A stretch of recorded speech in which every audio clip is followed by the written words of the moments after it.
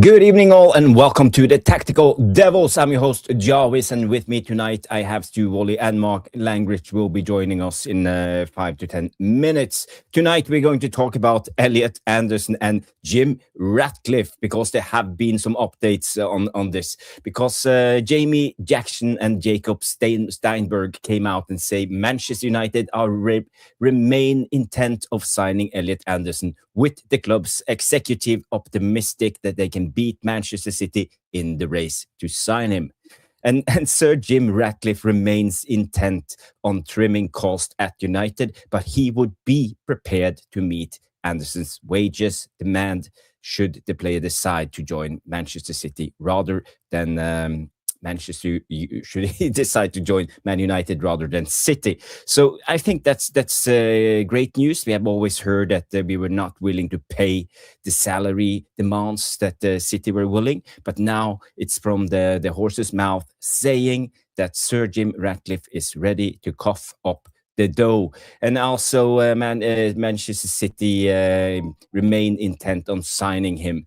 But because the biggest problem is the 100 million valuation on the player. And also Manchester City are preparing a new bid for Elliot Anderson and are confident of getting the deal done. So Manchester United remain interested, but City are currently ahead of the race and are optimistic. And these reports comes from Fabrizio Romano. We will break it down for you guys. We will talk about it. The latest has also been a release of the expected salary of Ederson. The Baleba deal is most likely off. He's believed to be remain at the club for this season.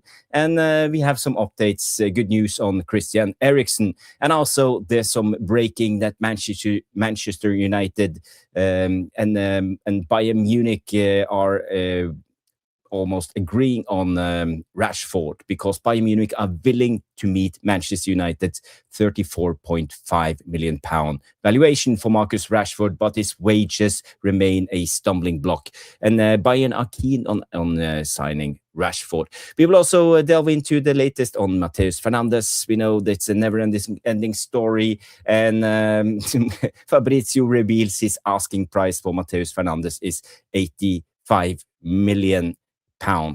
Again, last Monday we reported double of 38.5. Now it's 85 million. We will see how it ends. And Stu will also talk a little bit about what's going on in West Ham and David Sullivan. It's an internal war in that club. So guys, do me a favor, as always, smash the like and subscribe if this is your first time on the Tactical Devils. Press that bell notification and you will get a notification every time we go live. And we will come back after this short intro of Jarvis doing the Jarvis chop. It's actually footage of me 48 years of age playing ball. And Stu and I will be back after the intro. So guys, see you in a sec.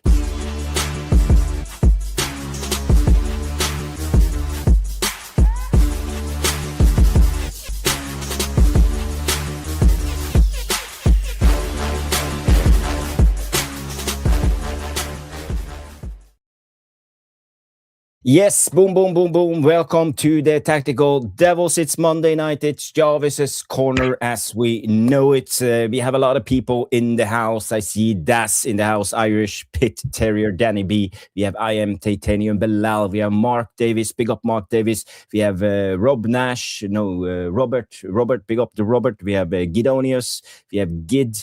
Who else is here? Let me just scroll down a little bit. We deserve better. Big up, man. Big up. I hope you're well. So, guys, just start early by smashing the like. It's so important, for the algorithms. We need all the help we can get. So, welcome to the show, Stu, the international man of mystery. You have been traveling abroad yet again. Yes, only Germany today, though. So you pop up, you drop down. It's ridiculous, about an hour's flight. So I went early, which is why I was tired last night on last night's show. So I apologise. It was a late one, yeah. Yeah, I looked dead last night. So I'm going to be even dead later on. But I had a couple of meetings, and I popped back. But luckily, I flew from Birmingham. I'm only about 40 minutes from that particular airport, 45 minutes, so it's perfect for me. Absolutely brilliant.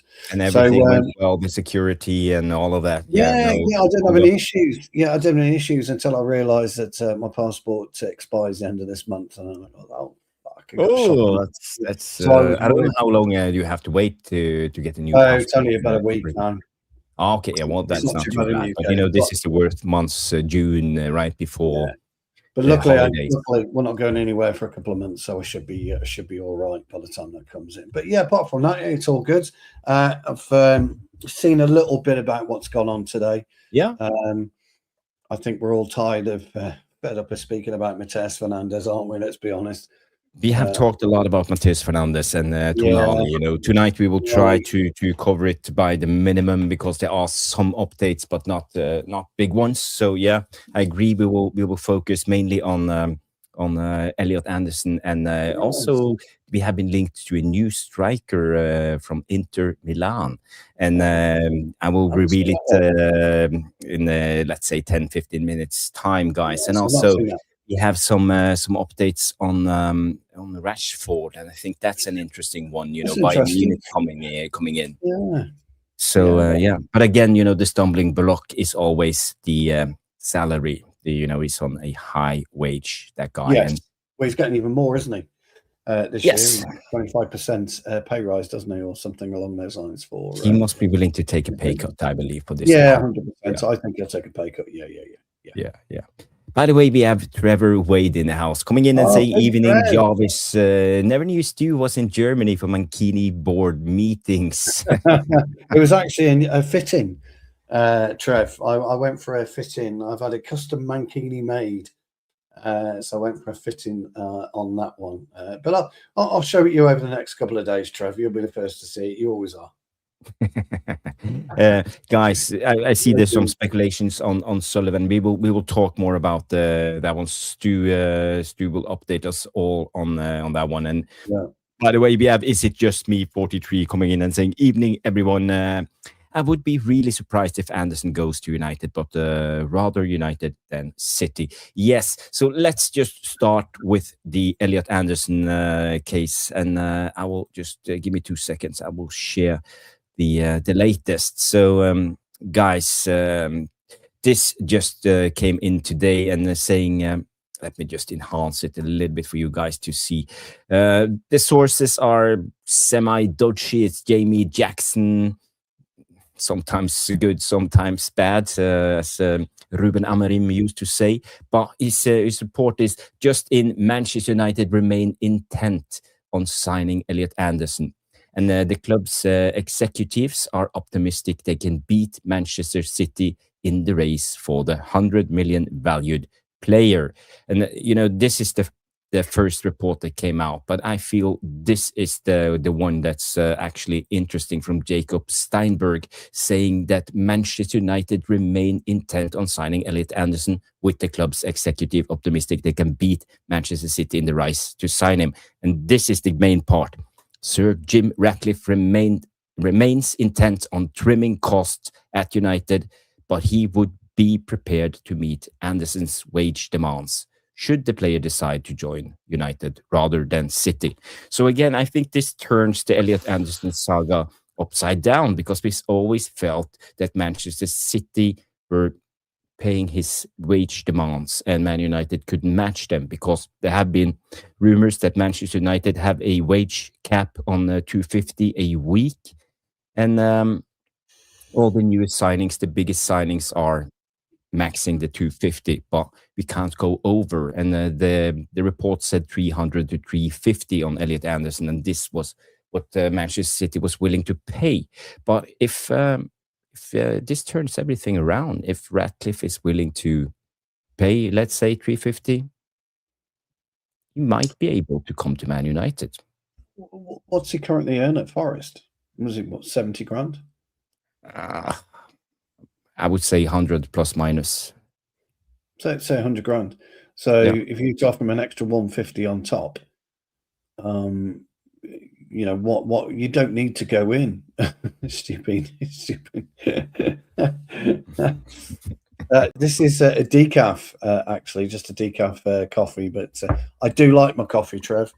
I love it, in fact, and I may have more than one coffee machine. Can't divulge that. See the legends are tuning in. Big up Sean. Big up Sean. So Sean says he's on 100 grand a week, right?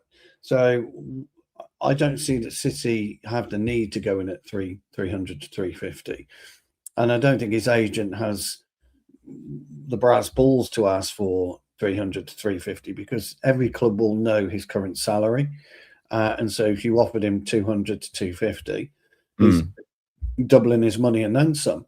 So I think if you're going to look, if we are 100% serious about this, yes, there's been a massive mindset change then in the camp of Elliot Anderson for what we were all told, 6 weeks ago when he was pretty much City bound.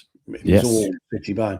Now, all the speculation has appeared since A, Guardiola leaving, and B, people suggesting that 115 charge results are going to be made public over the next few weeks, possibly before the World Cup or maybe after the World Cup.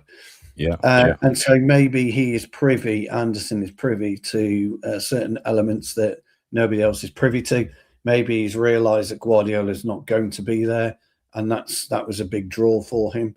And if it is Maresca, although I read somewhere that Maresca are negotiating a release clause with Chelsea, so I don't exactly know what's gone on with Chelsea. I don't know why Chelsea are bothered about Maresca at all. That's why there's been a reluctance to announce Maresca. Then maybe there are certain things that he's looking at and thought, you know what, I don't want to go to City now because Guardiola's not there. I don't really know what's happening. I don't really want to play for Maresca. Am I changing my mind? So if he has a good World Cup, though, I mean, this is a deal you've got to do before the World Cup. I think we'd all agree on that. Because if he has a good World Cup, then we're going to be fucked in terms of transfer fee. If Tottenham are demanding north of 100 mil anyway, and he has a great World Cup, Jarvis, it's going to be well north of 100 million, isn't it? And other teams may well come in for him. Barcelona, Real Madrid, whoever. I'm just saying. Stu, just to counter on that one, it could be actually a good thing that this Elliot Anderson saga goes out and drags out a little bit, because I think it will set the standard of what clubs are willing to pay. Let's say Manchester City goes all in and pay £125 million for Elliot Anderson, including add-ons. It will set a precedence and a really tough bargaining deal for us, making the Matheus Fernandeses and the Tonali deals over the line, because they will push automatically 80 plus right away because of this. So again, let's just hope that we can make some deals happen before the big one happens, Well, the interesting thing for me is when City go in for a player, they get him. Invariably, they get him. There's no messing around.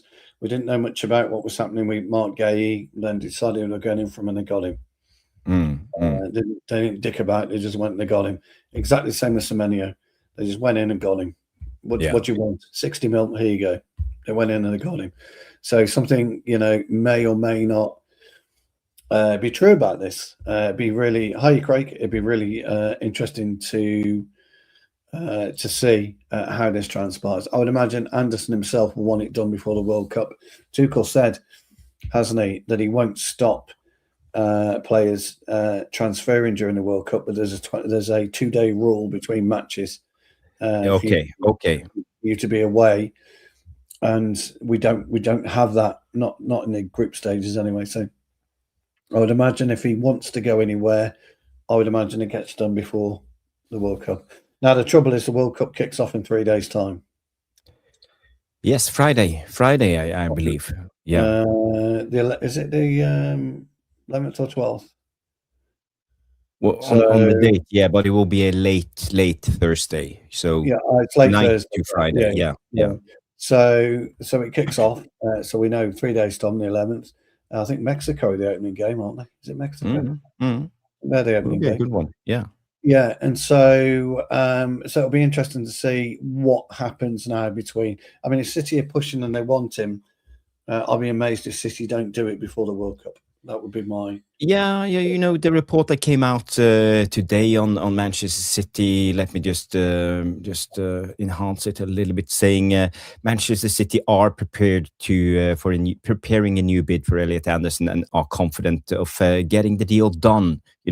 This is what we have been talking about. And Manchester United remain interested, but Manchester City are currently ahead in the race and optimistic. Fabrizio Romano, but I haven't seen Ornstein saying the same. But again, No. They are preparing a second bid. We know that they have had one bid in already. But the reports that I've read say the bid was a little bit north of 80 million. So they're not meeting or matching Nottingham Forest's valuation of 100 millions yet. Well, look, if they bid north of 80 million, that's got rebuffed.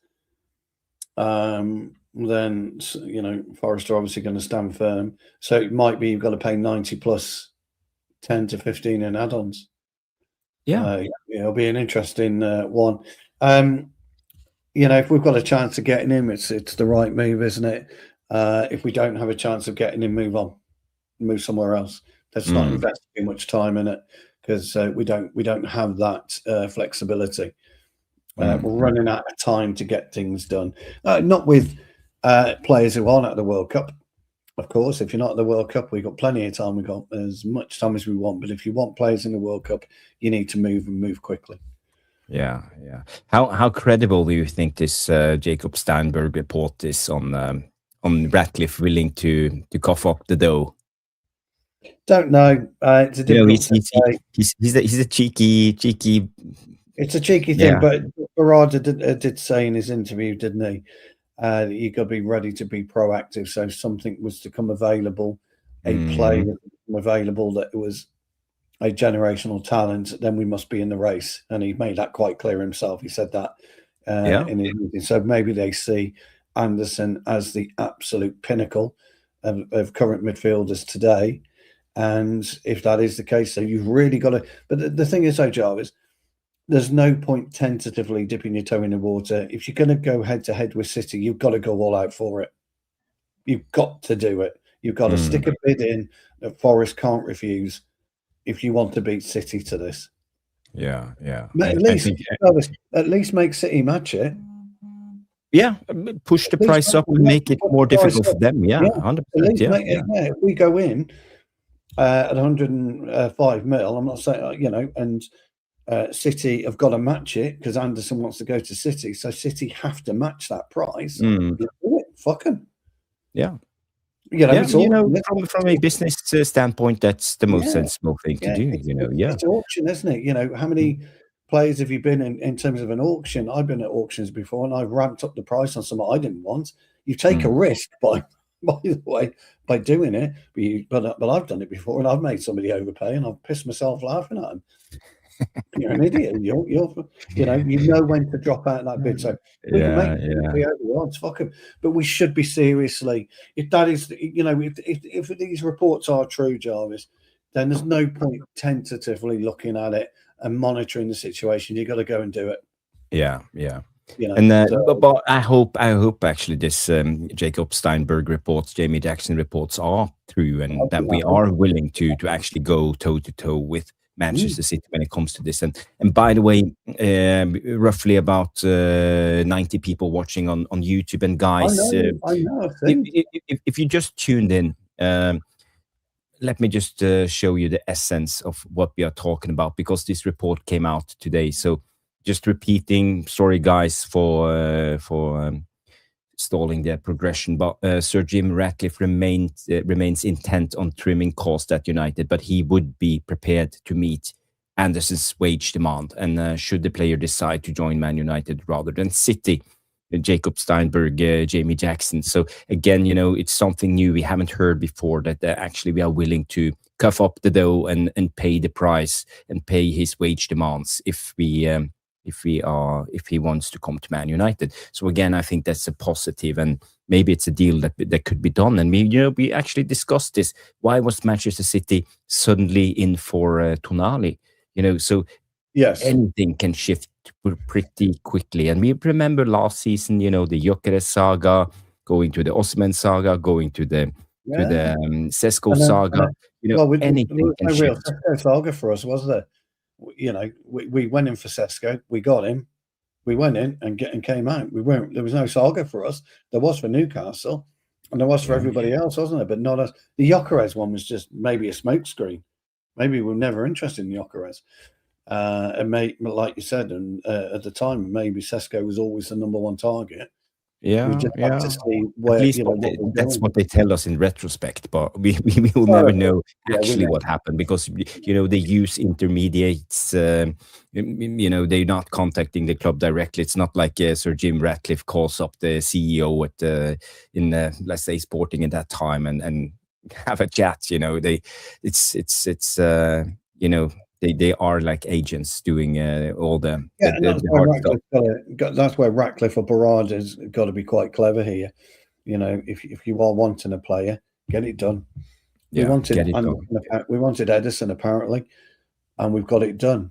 For all intents and purposes, he's not joining now, or won't be joining as soon as we'd like, because of his involvement now in the World Cup. Which is a bit of a shame, because I think it would have been great for him to come to the UK and acclimatise throughout June, personally.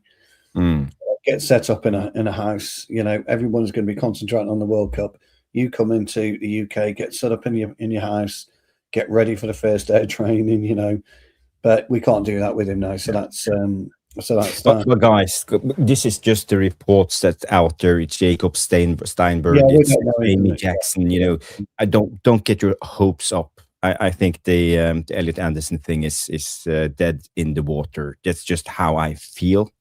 But you never know when it comes to transfers, and a lot of things can happen. But we are just reporting the weather. I'm not making these reports by myself. So don't kill me if I'm if it don't sign Elliot Anderson. Headlines, Jarvis, it'd be way more imaginative and inventive. Trust me. So no, we don't do that. We have Stephanie in the house, by the way. Big up Jarvis and Stu plus the Devilish Tactical. Thank you, Stephanie. Thank you for tuning in. And guys, 140 of you watching at the moment. Please do us a favor, get those likes in early. That's so important for the channel. Before we want to go into the bigger topics, I think we want to wait for Mark, so we can talk a little bit about this one, Stu. And it's Ederson and Ederson's wage demands, and Ederson is expected. Love that. What is Sean saying? Sean says, "I'm telling you, I can't do an American accent, Sean, or an accent as cool and as deep as yours. But we need to get Robert involved in the Anderson discussions and have him present a number 7 shirt with Anderson's name on it. Absolute textbook how football used to be done." Doesn't get done that way anymore, but used to be done that way. Absolutely brilliant idea, Sean. As always. Big Trev. Stephanie Queen B is in. Or should I say Honey B? Absolutely. You get me jealous, Trev. You get me jealous. 5 likes, guys. That's fantastic. Just before you do that, we only done 23 minutes. So, yeah.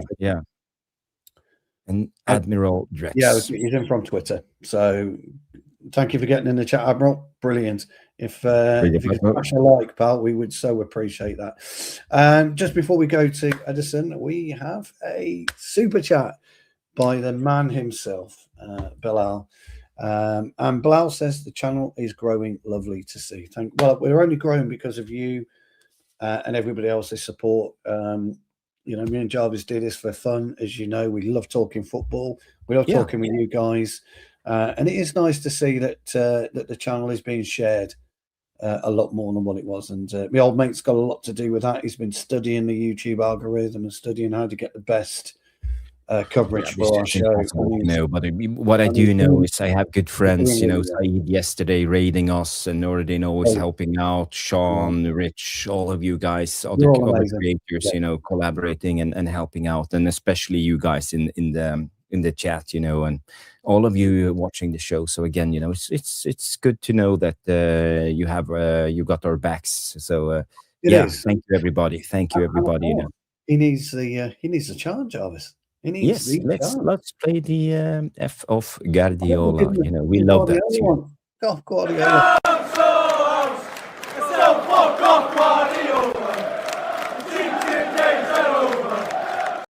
I love that one. Absolutely brilliant. Thank you so much, Bilal, for that. Absolutely superb. Aman comes in with a very good point here. Aman says, Elliot Anderson is only a dream. Okay. I just don't expect this at the moment. I'm not even sure if we're going to pay West Ham's asking price of 80 million for Matheus. It's a very good point, Aman. And I mean, as Jarvis said, though, we're only showing you what's in and around reports wise for on Twitter and I hate to disappoint you, but West Ham's asking price, according to Fabrizio Romano, that this report came out a couple of hours ago, saying West Ham's asking price for Matheus Fernandes is £85 million, and Manchester United are in direct talks with his agent to understand the cost of a potential deal. So again, I think it's ludicrous. I hope that we don't overpay for this deal. I think it's a difficult deal to make happen. And I said this all the way, Stu, when we talked about Matheus Fernandes, because they bought him 38.5 million from Southampton, and he has a 15% sell-on clause on the profit, as far as we know. Yeah, but it could be on the full sale. But we're just speculating, and the most common thing is on the profit. So let's say we want to pay 60 million for him. Then West Ham will have to pay roughly 4 million of those 60 million to Southampton. Southampton need that 4 million quid. Yeah. So again, maybe this is a stumbling block. Maybe West Ham is just trying to get us to pay the 15% extra. So let's say not 60 million pounds. Maybe they want us to pay 64 to cover the 15% possibly clause. I think anything over 65, though, you walk away. You don't get involved. Definitely. You don't get involved. You don't get involved at 85 million. You don't get involved at 80 million. You don't get involved in 70. You walk away at 65, and that's got to be our ceiling. We all know, really, his realistic price is 50 to 55 with add-ons. It's 50 plus 5 for me. That's where I'm at. I'd even go 45 plus 10, Jarvis. That's where I'm at. I just don't agree. If you go by his length of his contract, the season he's had, how much West Ham paid for him, and 15% sell-on clause on the profit, I think it raises his valuation a little bit. It's just, we can't just say he's a 45 million player. But I agree, under regular circumstances, his valuation should be around 45 to 50 million. Yeah, but if you add, these clauses and all of this, 55 plus 5, I would say is where I think his valuation should be. If West Ham play hardball and we really want Matheus Fernandes, 60 plus 5 at the max. That's tops. I mean, that's it. Yeah. I mean, that's your last resort. Take it. And then you have to come in on reasonable wages. So the total is kind of manageable. And to be honest, I would make those add-ons difficult as well. I wouldn't make them easy. I wouldn't make them achievable. I would. They get 3 million if we win the Champions League, for example. That would be and if he scores 15 goals, that's the type of thing I would do.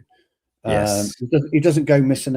As soon as he goes missing in a game, i.e., leaves too big a hole, then we drop 1 million off your add-ons because he does get missing. But he's only a tiddler, isn't he? He's 21. Really good player.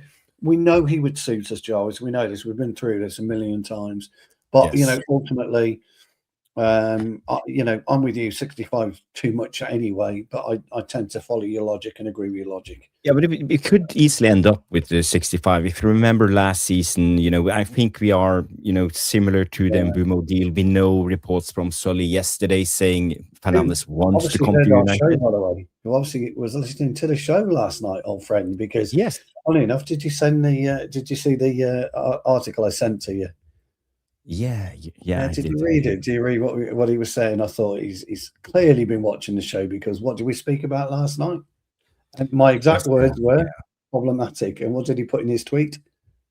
Problematic. Exactly. So, we'll go if you're watching, give us a call, send us an email, come on the show, be a guest, tell us. Yeah, come on the show, tell us. I mean, tell me, I'm full of shit. I don't care. Just tell me. But ultimately, what I'm saying is, and we'll go through, I mean, look, very, very quickly, Sullivan was in the adult industry, and it seems to be that he's got a lot of history, very, very similar to Harvey Weinstein over in America, that certain women. We're not mentioning his name out loud. No, I think you can ruin the algorithms. Yeah, and there is problem. There's been problems where people have been coerced into unthinkable and unspeakable things, and it was always going to catch up with him. Unfortunately for me, and probably everyone else in the UK, the worst kept secret. It was like when a certain TV presenter from Good Morning Britain came out one day, Jarvis, and exactly right, we deserve better, came out and said, "Oh, I'm gay," and everybody's going, "Well, really? What was your first clue?" We've all known you were gay for 100 years. We've all known this. And the West Ham thing, we've all known for years. Everybody worked out what the problem was as soon as he resigned. And so I think until that gets resolved, I think you're going to see a lot of hearsay over Fernandes in terms of money, in terms of what they want, what they need, what they're going to hold out for. It's going to be very, very difficult to deal with. If it's going to be problematic, as I said it would, I would walk away from that as well. Yeah. The report that came out, Mark, we are talking about the West Ham owner. We're talking about all of this. This came from Mike Keegan saying the independent football regulator has contacted West Ham and say it will use our statutory powers to seek urgent information from David Sullivan relating to his sustainability under our own. Suitability. Sorry. Yeah. And directors and senior executives. Rain Sullivan denies any wrongdoing. Of course he does. Yeah. So, this will be a saga going through all this. You've got to bear in mind, Jarvis, this will be going back to the 70s and the 80s and the 90s. We're in 2026, for fuck's sake. You have to bear in mind it's going back to when he bought the club, and he hasn't changed. So technically, it's on them for not doing due diligence. He's done nothing wrong. He hasn't done anything wrong because he hasn't changed business. So it was already there. That's where the argument, if they take him to court, he might win that, because it's like, I was already doing it. What are you on about? I think he'll relinquish because it'll just destroy West Ham's. You've got to recuse. It's like a judge or a solicitor. There are occasions where you have to recuse yourself from certain elements, and he must recuse it, which is why he's done it. He's had to recuse himself, hasn't he? And he's come down in, statutory powers. Interesting. Look, it probably went back when he was working at Birmingham City. I mean, his Ms. Brady. I mean, she was rife for it. Whoa! You might want to change those words. Well, I don't. Well, we all know because she came out and said. So we all know that's. And got with a player. Yeah, she married him, though. To be fair, didn't she? But we did her betters right. people turn a blind eye. They turn a blind eye at the time because they profited from it probably in some way, or people profited from it in some way. It's horrible. It's wrong. Not for us to talk about. May I ask you a question? Yeah, I'm not British, so I live in Norway. So the IFR, what's the IFR? Has the power to force a sale as last resort. I don't know that, actually. I don't know what that acronym is. IFR has the power to force. Yeah, I don't know what that acronym is. Internal federal regulator. No, we don't use the word federal We don't use federal. The Devilish Tacticals will know. Somebody from the Devilish Tacticals will know what that is. Okay, because could this be like the government, as they did with Chelsea when the independent financial regulators. Okay, independent financial regulators. So they could force the sale as they did the government when the Ukraine-Russia war started. I'm now. Yeah, I'm ready. Yeah. So we could see them actually being forced sale. Well, he stepped down and resigned. So he's resigned his co-chairmanship. So I would imagine he'd be looking to sell his stake in the club now and get out. Okay. Well, that's what he won't. He doesn't necessarily have to do that. Doesn't have to, but I think he will. Yeah, but if it was a bigger club and he was getting a return out of it, he'd probably hang on to it. Look at where West Ham are.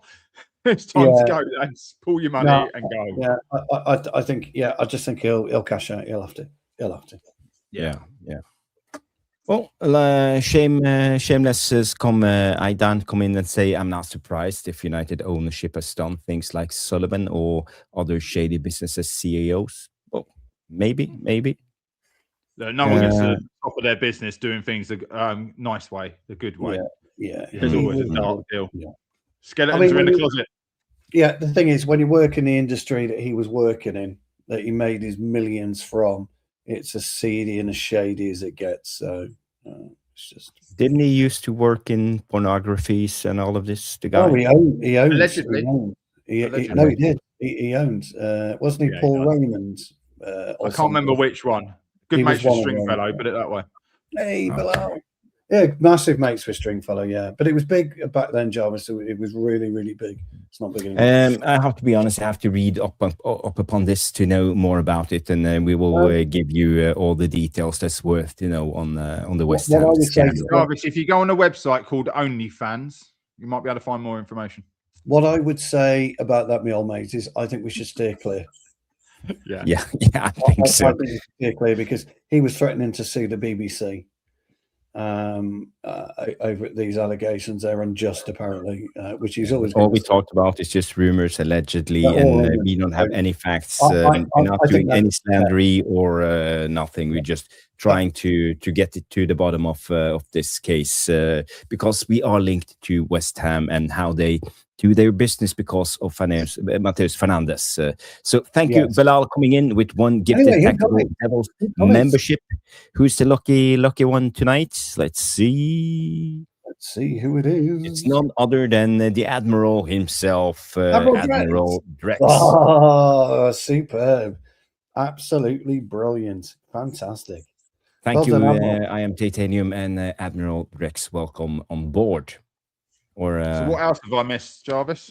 Oh, we talked briefly about the Elliot Anderson thing, and City came in with the second bid tonight, and the reports that came out from Jacob Steinberg saying that Sir Jim Ratcliffe is willing to match the salary demands from Elliot Anderson, the same as City gives him. So again, the headline of the show is Ratcliffe is willing to cough up the dough. Basically, so I don't know. What's your initial thoughts when you hear this? Is it good news? Do you think we are in the race? I want Anderson, Jarvis. I want Anderson, and if you're going to make Anderson your marquee signing, then fair play. But Ineos 19 billion in debt. Sir Jim Ratcliffe lost 8 billion off his own personal wealth. Glazers are looking to sell. Where's the money coming from? And who are we sacrificing as another transfer to guarantee that and increase the salary expectation? I believe we are now in a state where we are most likely going to sacrifice the left back.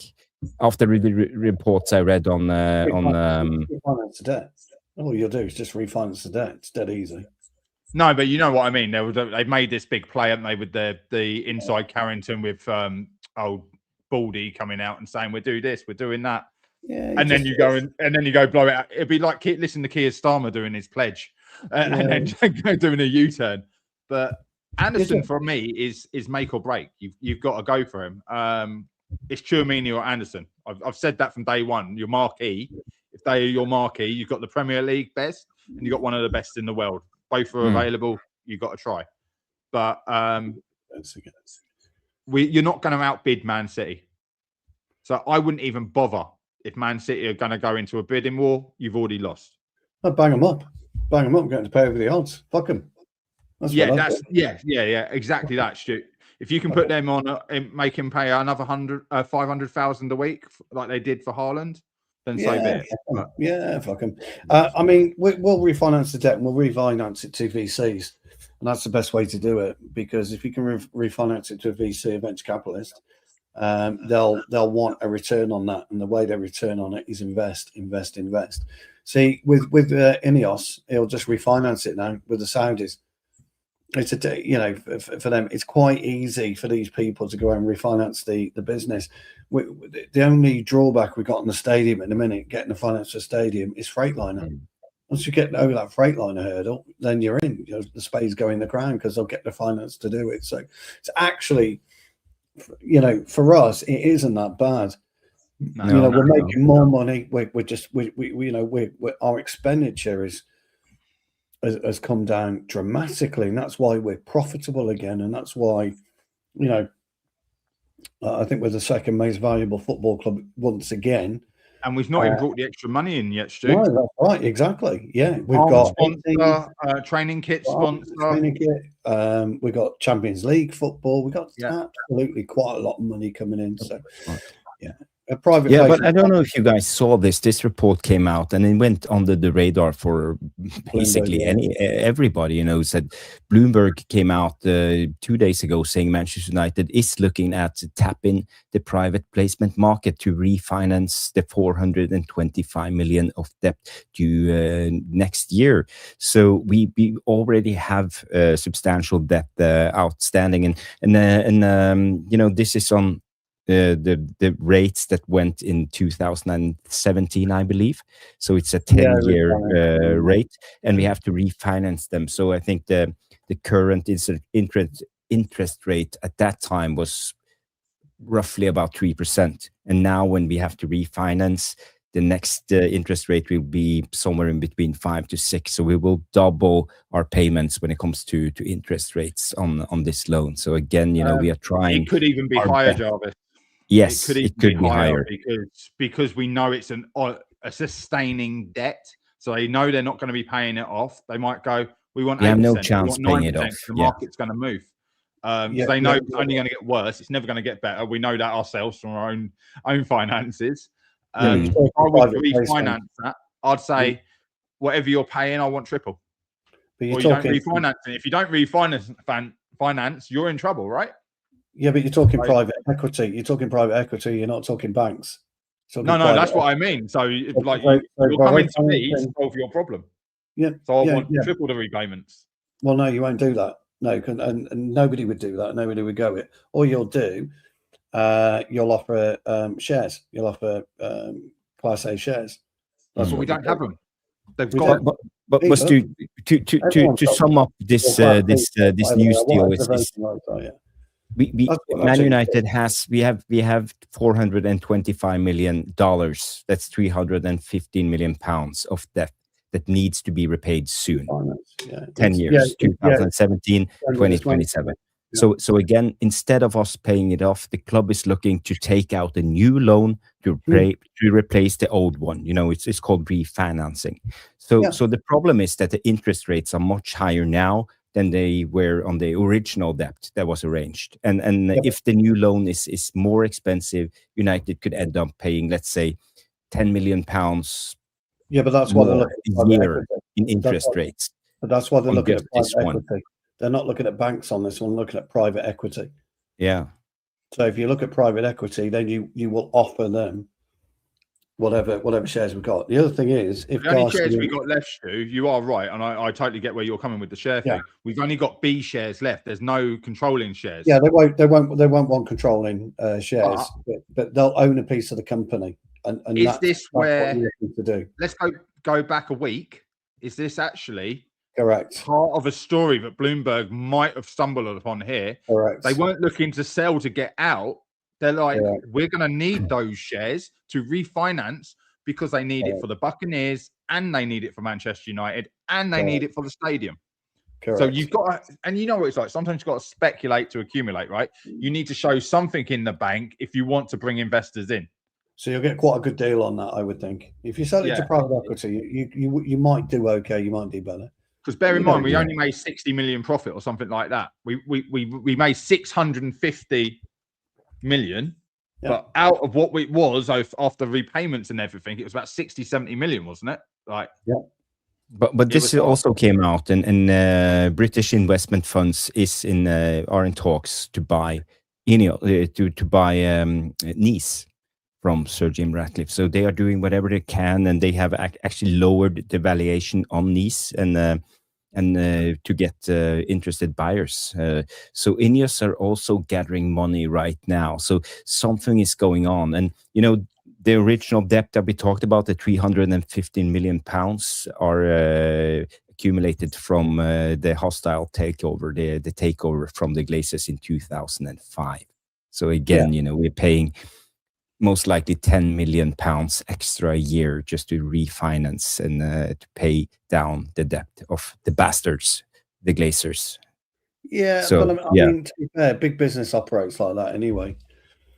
You look at any balance sheet in any company throughout the world, they'll be holding cash debt reserves or some kind of debt. You don't pay tax on debt. That's simple, Stu. We've spoken about this before. Big businesses run in debt because they don't pay tax. It's never bothered me, the debt of the club, to be honest, because that's how they do it, So. Well, but we piss away a lot of money on paying interest rates that we rather could have spent on buying players and paying salaries. So again, it is what it is. I'm not entirely true, Jarvis. We still spend 200 million a year minimum on players. Yeah, but it doesn't take away the fact that we piss away money on the interest rates because of the Glazers not willing to put any money into the club, and they just put all their debt of buying Man United on the club. And that's how much money? $1 billion? Is that how much we have spent to pay down the interest rate? Yeah, in 1.5 billion in debt with just over 1 billion in. We could have bought like 2 football teams for $1 billion. If we gave them another $1 billion, Jarvis, we'd be paying 400,000 a week to half our players. That's how it would have got spent, because we put bankers in charge of the finances, and that's what happens, right? It's a sad time, but that's how British companies and everything runs. We're not the only football club like that. We're just the most expensive football club doing it. Chelsea do it. Chelsea do it. Oh yeah, we could be Chelsea. That's a very valid point, Stu. Just say the name. We could be Chelsea, and that is absolute disgrace. We could be Newcastle. All the money in the bank and can't spend it. Yeah. We have some breaking news, actually. I saw some of the guys in the chat mentioning it. So give me 2 seconds. I will upload it here. Apparently, we are interested in a player. Man United wants to sign Cristian Romero and are preparing an offer. It's I don't know the source. Is it an ITK? No, it's Gaston Edul. Gaston Edul. I don't know what news outlet this is from. He has 1.2 followers on X. He's reporting this. Gaston Edul, that Man United want to buy Romero and are preparing for a bid. The most ill-disciplined midfield defender in the Premier League, apart from Martinez. I would say no to that. Yeah, I would say no to that one. Yeah, that's scuff. I think it's just that's a little bit of yes. Yeah, I'm not 100% sure. So this is the report. Manchester United want to sign Cristian Romero and are preparing an offer. No, sorry, Gaston. Edul. Yeah, we don't believe you, Gaston. We don't believe you, Gaston. Nah. No. Sorry, mate.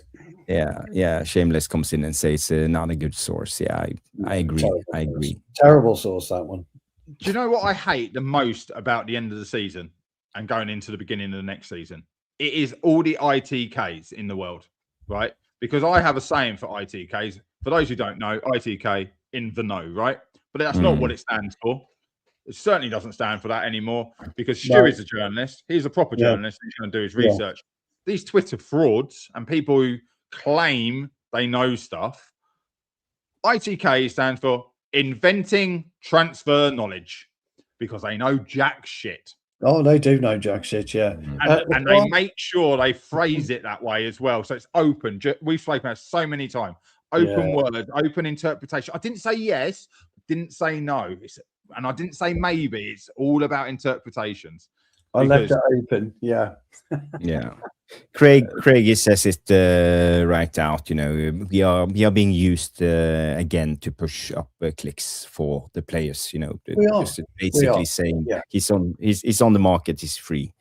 I can't see us signing Cristiano Romero. I don't want Cristiano Romero. I don't think he's a Man United player. He's not good enough. I'm telling you now, he doesn't go to another English club, because what he did to Tottenham, there's not one club that will touch him. Yeah, when he went back to Argentina, when Tottenham were about to get relegated and left his whole squad and that, you're not a team player. That's not. It's not acceptable in English football, is it, Stu? That kind of behaviour would not, especially as captain. Isn't he captain or vice captain or? No, he's captain. Romero. Yeah, captain. You don't do that. For me, I'd be get the fuck out of my club. Go on. See ya. You're gone. Yeah, he's El Capitano. He's Mr. Romero. But guys, you'll hear the ITKs constantly through a lot of YouTube channels that aren't of the standard of like myself, Jarvis, and Stu. And Stu calls them out. That's what I love about Stu. He knows media bullshit straight away. It's a red flag to a ball with you. It is. I hate it though. That's the problem. You see, I just can't abide lazy journalism. It really pisses me off. Yeah, and it's just so a lot of people create videos and you get dragged into the conversation. Oh, they talked about me. Yeah, we should talk about you in the right way. Well, exactly. Ratcliffe doesn't use his own money. Yeah, he probably doesn't. Yeah, he doesn't have any. He's lost. He has lost almost half his personal wealth since he's taken over from Man United with Ineos problems and everything that's going on in the Middle East. I think he's dropped another 8 million this calendar year, and he lost when he bought Man United. He dropped like 5 or 6 billion. Well, I'm saying million. I forget he's a billionaire. Billion. Yeah, he's worth about 15 billion, isn't he? In change, lost about 10 billion.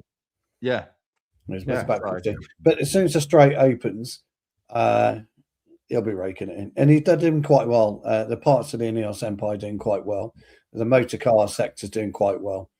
Well, yeah, but they were saying, I was watching it. They're saying he double ends in the Middle East. Yeah, he does. So it's where they're winning is now being affected because they can't get it out. Correct. but he'll take care. He'll go back up. He'll be fine. He'll be stored up and ready to go. You can't lose in petrochemicals. I want to move over to the Ederson thing, and we reported this. The report came out, I would say, 10 days ago, saying that Ederson's expected wages was about 5 million euros a year, so estimated that was around roughly 70 million pounds a week. So now you hear it from Jamie Jackson also saying Ederson is expected to earn around 70 million pounds a week at Manchester United. So he's not on high wages. Is this a good deal for Man United, and why is he on such a low wage? Because he was on a low wage. He's just signed from Atalanta. He's 26 years of age.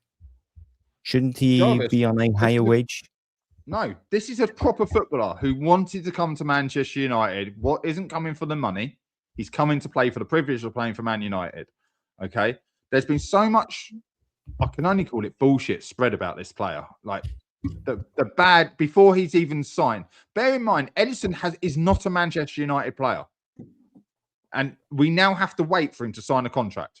It is not signed. It is not done. He has not done a medical for Manchester United. He's now going to the World Cup. It has delayed us. So what we were talking about 1 week ago today, saying this is great. He'll be in. He can do pre-season, get trained, have a clear run at it. Yeah. That's out the window. A bad injury in the World Cup. Bear in mind, I watched last night's show back. I told Stu this morning. He will not play for Brazil unless injuries happen. He's now the last choice midfielder in. He's got 3 caps. 2 of them were in 2024. 1 of them in 2023, I think it was. He's been called up. Wesley isn't a starter, so he's replaced a non-starting player. It's actually screwed our transfer window. But imagine he does get on and get injured. You'd just cancel the deal. You'd have to unless you want to pay all that money and have him on the bench. And by bench I mean first A table with Luke Shaw probably. It's not good news for us at all. But people are still misprofiling this guy. He is a number 8. He's a bulldozing, I'm going to chase you down, Yorkshire Terrier, snapping at your heels kind of player. That's all he is.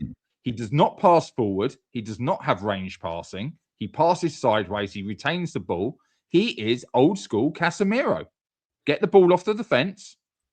But he is actually playing a Toni Kroos role in the Real Madrid. The second pass from a 6 goes to him, and then he gives it to Bruno Fernandes, which is the equivalent of giving it to Modric. So he's been so misprofiled. We went through his stats and we saw what his stats were. He did not have good. Looks great. Yeah. Do you remember when we done the percentiles and we built the 3 players up where we were like, actually, this works as a midfield where Stu's got Baleba, Ederson, and things like that. And we worked it out where actually, if you put this player, we covered nearly the whole circle in top stats. Yeah. Guys, the reason I bring up this Ederson thing and the reports that's out, even from Ornstein, saying everything is done and dusted, all the papers are signed, but nothing is official yet until he conducts its medicals, because we need to have a thorough medical check on him before we pay that amount of money. So now when he's up for the Brazilian squad, there came some reports out today saying how this will go on. There's actually let me just find it. I will see if I can find it. There is an opening for us to actually sign him during the World Cup. He will have some days off. You mentioned something in the beginning, Stu. Yeah, so but that's just England. So each team have got their own rules, or will have their rules. So Gareth Southgate banned any transfer activity throughout any tournament, but Tuchel's got anything after 2 days. So you've got to have 2 days between you having your medical either after or before the next game. So there's always a 2-day rule. Yeah, is it after the group stage? That's I have the report here, guys. So this came out from Manchester Evening News, saying Manchester United are working on a new timetable to complete the Ederson's signing.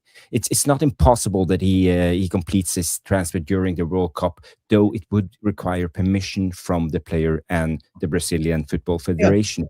The more likely time frame now is that he will undergo a medical and complete the paperwork once Brazil's World Cup is over, before the midfielder is granted a summer break. So this is the timeline now when it comes to Ederson. And it made me raise a couple of questions. What happens if he gets injured in the World Cup? We know the pitches, we know how hard they are, concrete. You could even see it in the friendlies now.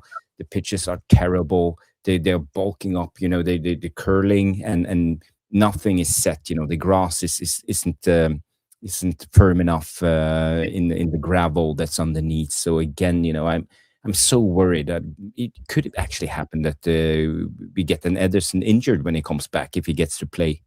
So what will happen then? But that's so ambiguous because United, he's not going to play. He's not a starting 11. So United could run a medical with him any time between now and the 13th of June, which is their first game, or after their first game. So you can run a medical, absolutely no problem in the US. So doing a medical within it. So it's a little bit ambiguous, that, in terms of, again, it's a little bit weak reporting, because I could have made that up. I could have written something very, very similar. It's quite easy to kind of do it. So if United need to And I think Shameless Dan or Shameless Dan made a point that United would have been aware of a potential timeline that this could happen, because I think Ederson was on their standby list anyway, wasn't he, for the World Cup? Yeah, if there were kind of injuries. Well, yeah, he's outside of it. So they've done the same as us. They took additional players, like we've taken ours. Yeah, he didn't go though. He didn't go on that. Right. But then he's like third, I don't know, third list, I suppose you'd call it, like the fourth, fifth, sixth midfielder. I think he was standby. He was probably standby for Wesley, wasn't it? I think he must have known the potential. Yeah, but Wesley isn't even a midfielder. He's a fullback. That's the funny thing about this. Yeah, so the potential replacing a fullback was potentially quite high. I mean, not Dumfries, Julian Timber's been rolled out today, hasn't he? So he's going to miss the World Cup. So the Dutch squad, yeah. It does happen. I wouldn't be surprised if we don't get it done early doors. But and by the way, this is how the pitches are created in the US at the moment on the American football pitches. There's basically concrete, there's a drainage layer, there's a thin crust of sand, and then you have the grass upon it. So again, the pitches are very hard and they are loose. The grass is not. What were they like in the Norway match? Because I watched the England game. It was terrible. It was terrible. You could see the lines were like wiggling around. They weren't even straight. So, is Johnny in the chat? Johnny Commode. Oh yeah, I'm looking for you now. Right? He's not. No, he's not in. So what they were enforced to do was tear up artificial pitches. What we call 3G, 4G in the UK. And lay on top of that. Now, I've watched a pitch go down at different clubs, and that's what Jarvis has just showed you. It's concrete, it's a layer of rubber, and then that's where they've left it. And then they put soil and grass, and it's not taken, it's too hot. You can't water it because the water goes down into the rubber section and doesn't stay on the grass, so it doesn't take. There's nothing to take it. Yeah, they're supposed to drain it. What they should have done is done a mixture of artificial and grass. Well, they had that. That's what FIFA said they weren't allowed to do. Yeah, so when we played them in the summer, all the pitches were a mixture. But they've had an increased ACL problem with this. Yeah. Well, they're going to have worse with this. They're going to have worse with this. I know. You're going to have to constantly water the pitch. I'll tell you what, I feel for the goalkeepers. The goalkeepers are the one who's going to take a battering. You make a full stretch dive and come down, you've got a very high chance of breaking a rib. And I know that sounds extraordinary, but depending on your build, when you come up with, I can't even see my arm on this, but your arm goes up above your head, Stu, and you open all the solar plexus up, you only need to come down at a funny angle, depending on your build. Someone like Donnarumma, I know he won't be there. Crap. But, he would struggle. Yeah, it'd be interesting to see how it goes. The pitch that we played against New Zealand was awful. It's terrible. Well, so was the team, so don't worry about that. I mean, we were terrible anyway. I mean, we're coming home anyway after in the final 16, we're coming back. We are. So you believe so? Yeah, absolutely. Before we go into the rest of the Stu, let me tell you something. I have a question for Stu. Yeah, go on. Right? Because Jarvis, you probably have your own view on this, but this man, he was man of the match. The only player who really. He should be going to the World Cup. I'm sorry, but when someone wants to play like that and take the ball by the horns, he's only on a stand-up player. I'm sorry. I'd rather have him over Madueke. Yeah, the interesting thing is, this World Cup is going to be, the heat is going to sort the men from the boys. It's worth remembering that Haiti beat New Zealand 4-0, and they're used to the heat. They're used to it. They thought it was cold. They were wearing coats. Yeah, exactly. They're used to it. We're not. So we're not acclimatized right. The pitch is a little bit too hard for us. The ball isn't bouncing correctly. The ball looks awful. The ball itself looks terrible. I kept losing it. That green, because for everyone who might not have seen it, it's green, red, and blue. Stu's favourite kind of Adidas ball, which are horrendous balls anyway. But that green, when it spins, it's not very good. Well, the ball. Here's the thing. Did anyone watch the Denmark-Ukraine game? I've only seen the highlights for obvious reasons. Yeah, that's all they go. They were using a different ball. They weren't using the World Cup. Yeah, they were using a different football. And they weren't using the World Cup ball. If you look at Dorgu's strike, I'm 99% I'm right. I could be wrong, but I think I'm right. They were using a different football. Because I remember looking at it and thinking, no, it isn't the World Cup ball. Okay. No. Yeah, but there's a reason for that, Stu. I think you're missing the plain obvious. Denmark aren't in the bloody World Cup. No, I know, but the thing is, so they didn't need to use it. They're not advertising the World Cup.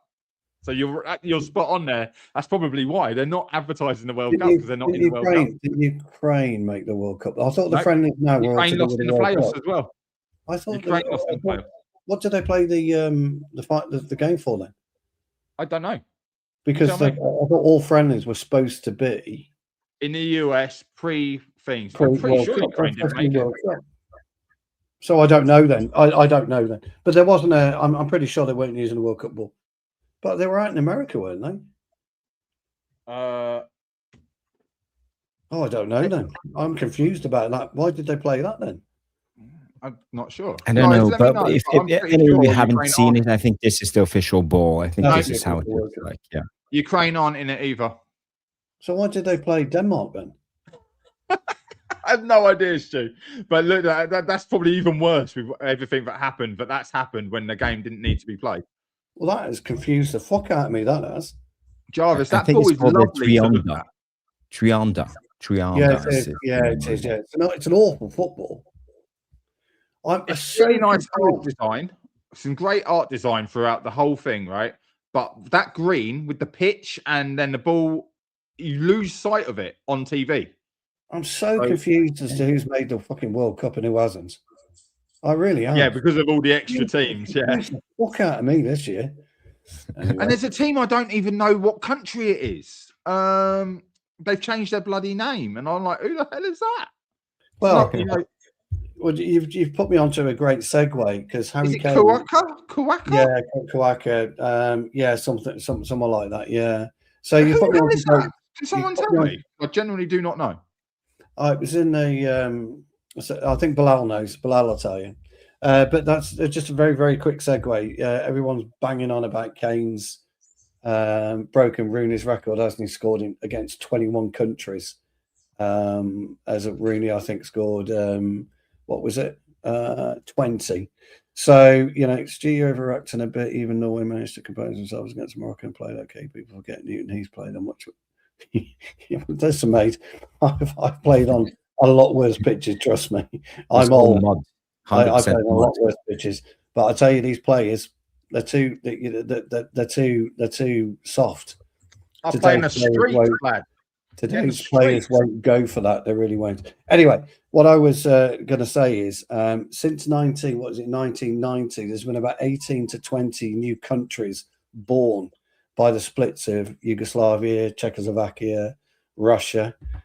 So it's for me, it's a record you can't really talk about because it is true. Back in the 60s, we were only playing international matches for tournaments. So it's a record you can't really talk about. So I just thought it was an interesting one. Yeah. The Kane record and the Rooney record, as you said, yeah. And it must bring be back more the Voodoo now than back in the 80s, when we had the Soviet Union and we had, let's say, Yugoslavia with all the Balkan states and so many. There's loads. So I mean, Russia, and Mark will tell you this, didn't Russia split into 15 separate countries? Yeah. No, less, and then split again, like exactly what you said, and then split again, and then split again. Yugoslavia take their independence back. But then we've had it recently. Chechnya's back.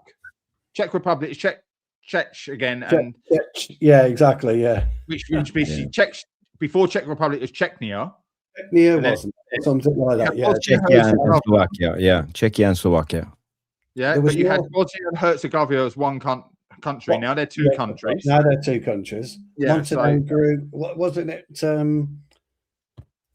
North Macedonia is now just Macedonia, isn't it? But fuck you. It's confusing. Yeah, I agree. I anyway, agree. my point being, you can't put that as a record because it's unfair to everyone else. But anyway.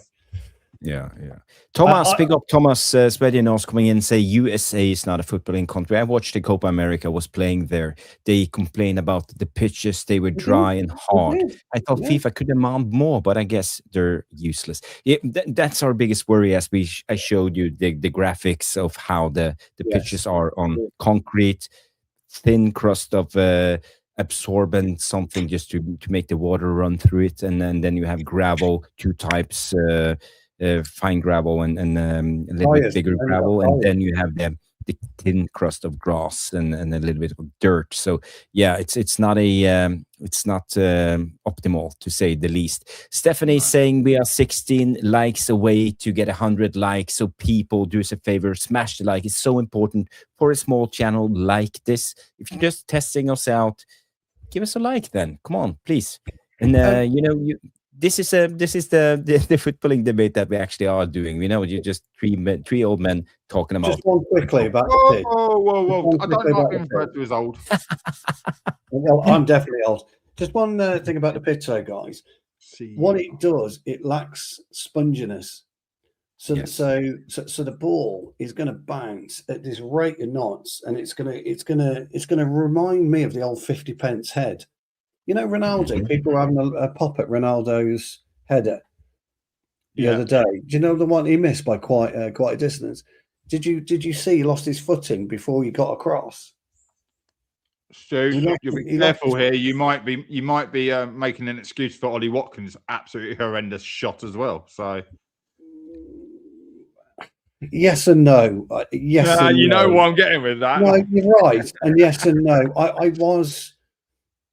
was going to make that point that potentially you're going to see more wayward finishing. And I wanted to make the point about Ronaldo because actually, if you remember the header, he got the spring. He got more than enough spring to direct it. But because that rubber's there underneath. There is a shock absorber, but the ball is also... It's not enough. And guys... That's all it is. 6 panels. When it comes to the most of the pitches in UK, they're not built on concrete. It's gravel. No. It's gravel. Jarvis, we have a lot. You have natural drainage, and also they sow in because it's semi artificial. They sow in plastic grass into it, like unreal. They sow in real grass and plastic grass. No, there's no artificial grass in America. Yes, there are. There is. I've got a question for you. 5%, Mark, and it also makes the friction much harder. And after yesterday's game, when Norway played Morocco, the Norwegian national coach talked about it.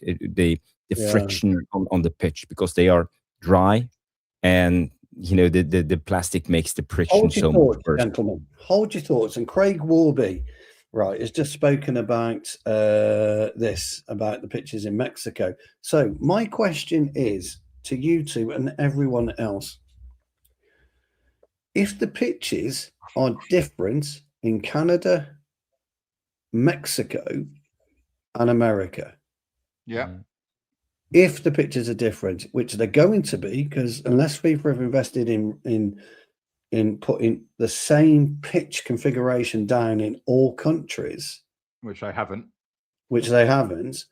how are teams supposed to? And it is difficult, as we all know, because we're all footballers, going from AstroTurf one week, say on a Saturday afternoon, to grass on a Wednesday. How is that going to? How would that affect other teams? Just a question. I've got no. It's a leveler for that group, isn't it? It's a leveler for the group that has to play in that thing. So Mexico's 100% grass, and it's only in the Azteca or whatever it's called now. Yes. That's the only stadium we're using in Mexico. Yes. Is it 2 stadiums in Canada? They're 100% grass. There's a couple of stadiums, isn't there? Jarvis, my internet's playing up. It's not letting me look things up properly, but I'm pretty sure FIFA wrote to America and said it had to be 100% grass laid. No. It's called hybrid pitches, Mark. So they sow in 10 to 5% artificial grass into it, and we also have that in the Premier League. They already had that. Spurs and Wembley have those hybrid pitches, and you know what team had the most injuries last season? It was Spurs. Because of the friction you get from the Jarvis, there was a World Cup ruling on this. Teams complained, and they said they had to go and dig the entire pitch up. The American football teams already play on these hybrid. They had to dig it up, dig down and lay 100% grass on I'm pretty top. sure it's hybrid, but I might be wrong. I did some research, let's say 5 days ago on this. You know, I do this. I deep dive into stuff, and just that's sit worrying there and because the ACL, the potential for ACL with that hybrid pitch is a lot higher. Because as Stu will tell you, we missed 500 pairs of boots for one game. Yes. The wrong footwear if choice, any of and you we're in the talking chat rounded can studs over. fact check this. So let's just find out. Are they No, using no. hybrid Before we pitches? go any further, gentlemen, before we go any further, let's pay homage to Mr. Warby's joke. This is brilliant. I can't look at it, Stu. I keep laughing. And I'm like, hilarious. Mr. I'm not Warby, sure what category it might fall into, so maybe not reading it out. No, we won't read it out properly, but leave it on the screen. Yes, very good there, Mr. Warby. That's brilliant. I love that. I do like that. Just going quickly back to the pitches, I've had, and I can agree with both of you because I've played on hybrid pitches before, and I don't like them. And you will go into what you consider to be an artificial pitch, right? And I said it to the lads and my boys only a couple of years ago. I said, "Oh, I've cut the pitch." And they look at you going, "What the fuck are you talking about?" I said, "They cut the pitch." "What are you on about?" I said, "Well, you can tell they've cut the pitch. It's shorter. You need to realise there's real grass in there, don't you?" "No, there isn't." I said, "Fucking, of course there is. There's tyres. Tyres. There is tyres. There's grass." But you're right. Yeah. I don't like the hybrid pitches. They're really hard on your back of your knees, your ACL in particular, Mark. You're absolutely right, fella. And if you hyperextend, that's my point I was about to make. You hyperextend and you catch your back stud or studs, depending on which pegs you're wearing, okay, that fucks you up big time. So, Jarvis, you are right about hybrid pitches, mate. You are. And Mark, you're also right about how problematic they are. And they are fucking terrible. We've got hybrid pitches in sunny old Shropshire.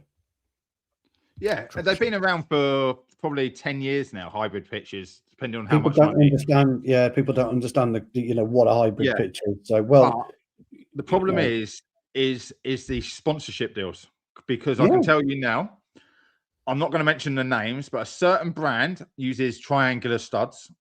A certain brand uses like a hexagon shaped studs, and Stu may be wearing that brand right now. And if you're not using rounded studs on old-fashioned World Cup, you will struggle on these pitches. Now, you'll notice, I saw it, Jarvis, in the highlights from Norway game.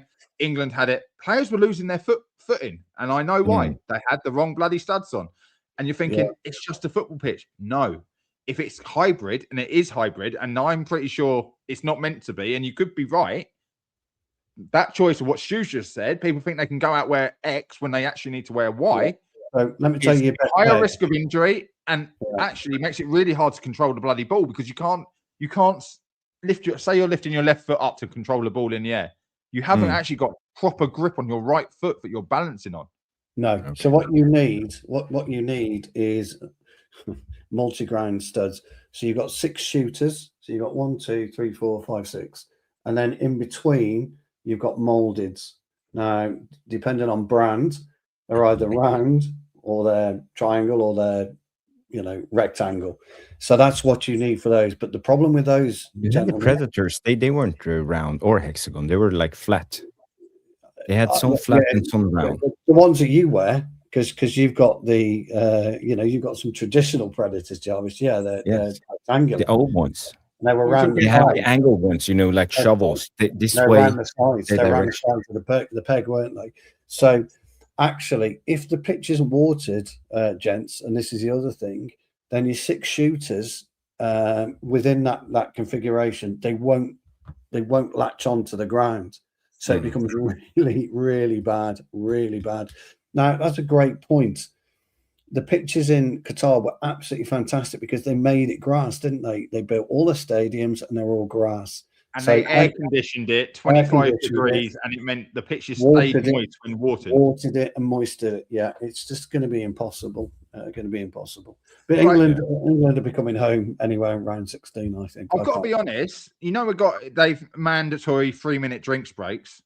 Yeah. Why is there not mandatory those sprinklers come on in those 3 minutes? Because those pitches are going to be, you can water it before kickoff, and for 45 minutes in 80, 90, 100 degree heat, it's already dry. Dry. Yeah. So you choose your studs for your warm-up when the sprinklers are going round. And by the time you finish the first half, it is bone dry. Those sprinklers should be up and on. No one's going to complain, are they, if they get sprayed by a sprinkler during a water break? No. You're going to be like, you're just going to be standing there like that. Go, come on, spray me. It's going to be really problematic. Qatar was the best footballing arenas I've probably ever seen. Aircon. I had the original Predators, Steph. I had the original 94s. 94s, the original Predator. Yeah. I've only ever worn them, Stu. I could probably go through the names. I had my favourite, the accelerators. I found my old pair of accelerators the other day. Mine were all split. Never accelerators. Can't imagine Stu with these accelerators. Do you know what? I never accelerated in them, but they're superbly comfortable. The accelerator was the David Beckham boot. Beckham. That was the one. I prefer the Manias, but the accelerator was the one that made David Beckham. Quick question to the chat. You like us when we just free flow, or do you want me to get the show back on track and we can talk a little bit about Man United? We've got quite a few questions coming as well. We have a lot of questions, but I have a lot of things to cover. We gotta keep everybody up to the latest. And this came out about Baleba saying that Brighton believes Carlos Baleba will remain at the club this season. So again, nothing new, but no one is interested paying the valuation Brighton is setting on him. So again, I think this is right. I think it will stay. Who was it last night who said Baleba's going to Tottenham? No, there were some rumors, yes. Potentially because of De Zerbi. Yeah, that ain't happening. Well, he wasn't. They're not going to drop the transfer request on money. They're not paying 100 million for Baleba. Well, no, but Baleba never played for De Zerbi, did he? No. That's what I couldn't work out as well. Yeah, so whoever was reliably saying that was talking out of their backsides because he only lives 10 miles from my house. And there's still been only ever intermediaries. There's been no contact because Stu, you're the one who drilled it into me, and I sort of already knew it. Intermediaries do all the work, so clubs don't get done for tapping up now. Correct. And I get paid a nice chunk as well for doing it. That's why Man United don't put it in the bib. It's not just them. If there's no bidding war, no bid goes in. Correct. Yeah. I think you might get Baleba for... Jamie Wayne's in the house, everybody. Big up, Jamie. Big up. Where have you been? By the way, Trevor, he wants us to free flow away. Same goes from Timu Vetaba comes in and say, no, slowly, free flow, guys. I feel like talking to my friends. Thomas also say free flow. So, I won't be too strict. I will let these two guys talk away. But I'm not going to spend too much time on Baleba. I just wanted to bring up this one. I think this is an update on yesterday's happening. Christian Eriksen says he's back home with his family and feeling good after the collapse in Denmark's friendly against Ukraine. And Eriksen adds this was a different situation from what happened in 2021. So, and also he wrote a letter saying everything is fine and, he will just recover. He's at home with his family, just enjoying himself, and he will go on a vacation and play football with his kids. So he's not going to play in the World Cup. No more football for Ederson, as far as I can understand. So, good. I think everything is well with him. So it's good to hear. It's good to hear. Good. I'm pleased about that. I thought, Stu, you actually covered that really well because you mentioned the defib. Now, one of the things that could have happened because of where we were playing, that heat he was playing in could have caused a malfunction in the defib. It's still going to electric shock him, still going to shut the system down for 20 seconds.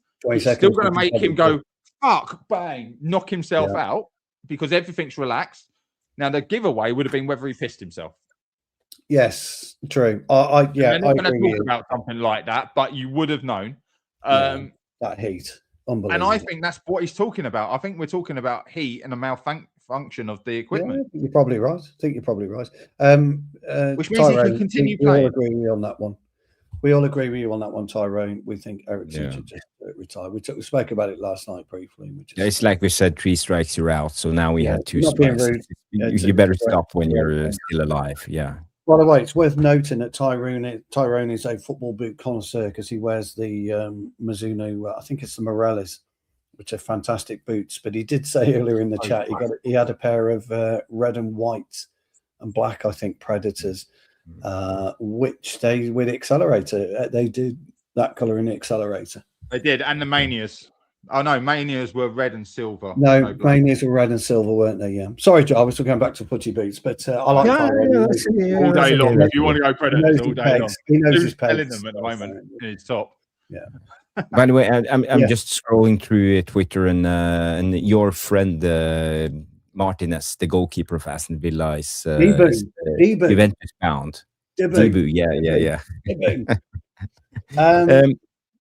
If I was him, I'd stay at Villa. To be honest, I wouldn't bother going to Juventus. I'd stay at Villa if I was him. I think Villa would try to shift him. I think he proved the point. I think Villa would try to shift him last year. They need to cash in now. It will be the last time they can cash in on him.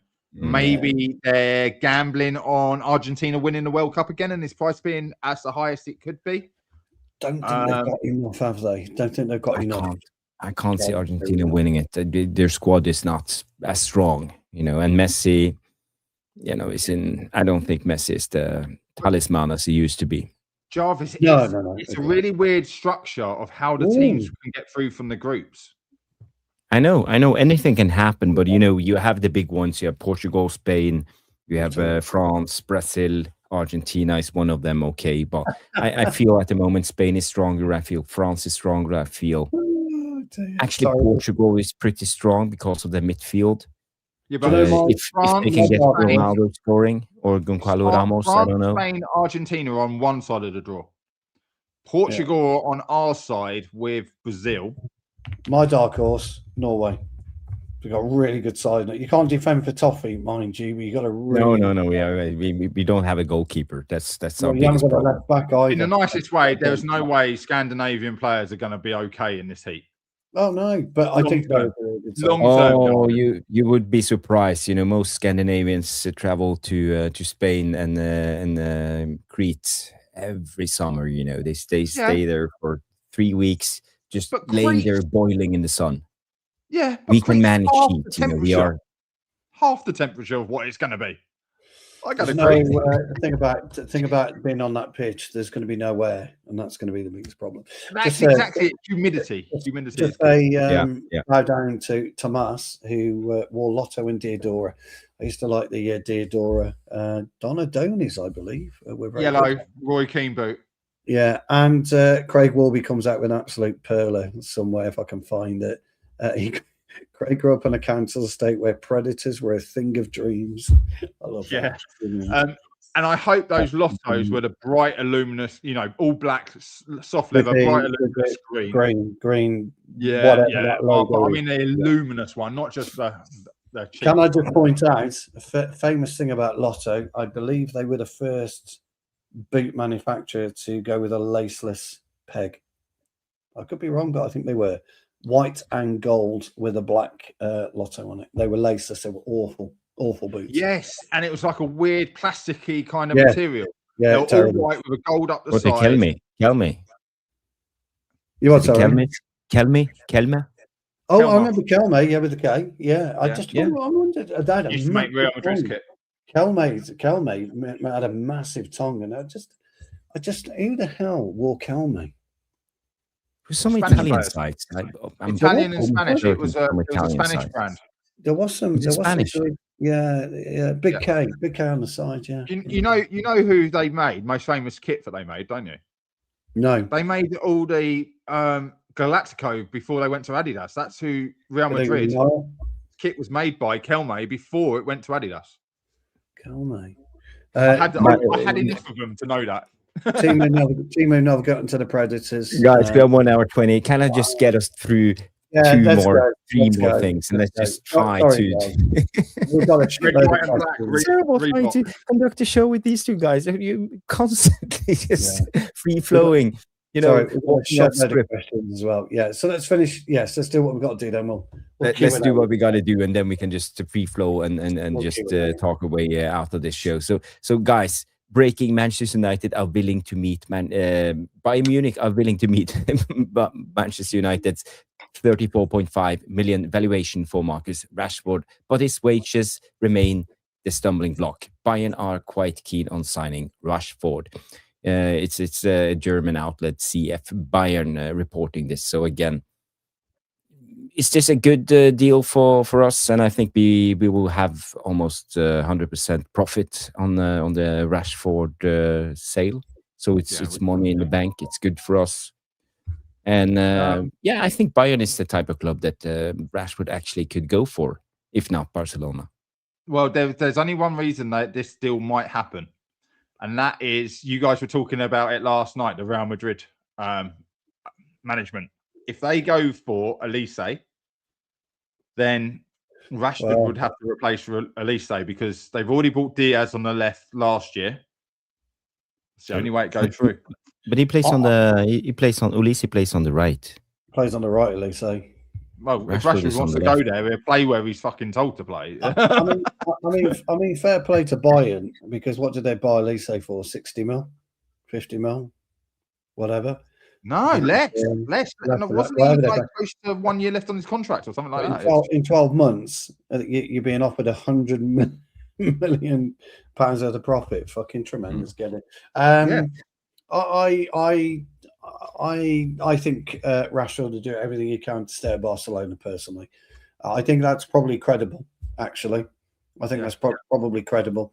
But I think he'll do as much as he can, Rashford, to stay at Barcelona. I think that's where he's at home. I think he feels at home there. Rafinha's the Muppet Show. Yeah, Rafinha's leaving, isn't he? So I think it's ideal. I think there's room for Rashford and Gordon. I don't think Gordon starts the new season. I think he's shite anyway, Gordon. So, well, he's not even going to start for England because I'm sorry, Gordon was absolute shit, and Rashford actually played quite well.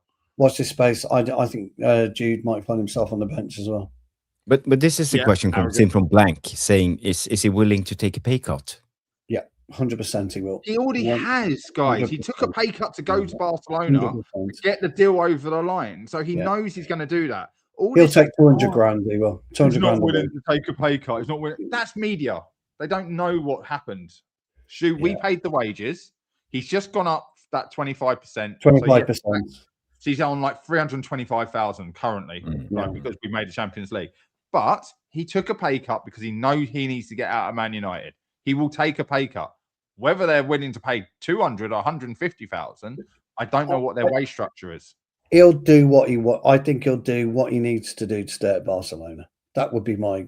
Why would he stay? They did him dirty, as Madison says. They played him. They signed the Gordon and not willing to pay the ridiculous low sum of 34.5 million for a world-class player as he is.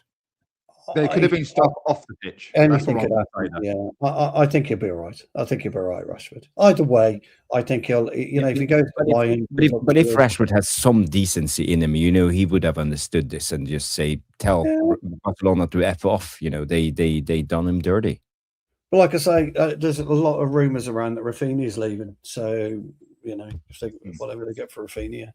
That's if he goes. So I don't think it's a bad option for Rashford to stay at Barcelona. I think Redstone says Guerrero leaving on a free opens up a backup left wing for Rashford. Okay. There you go. That's good to know. Thank you for that. I didn't know that. I don't follow Bayern that closely, so I can't give you any details on that one. Rashford won't he won't drop his wages if he's going to be sat on the bench. That's the only thing, and nor would I. If you think you're not going to play me and I can earn bonuses and things like that, then I want the wages. Would you not do the same? Yeah, I think he'll stay. I think he'll stay at Barcelona. But who knows? As long as he gets a move, we get some money.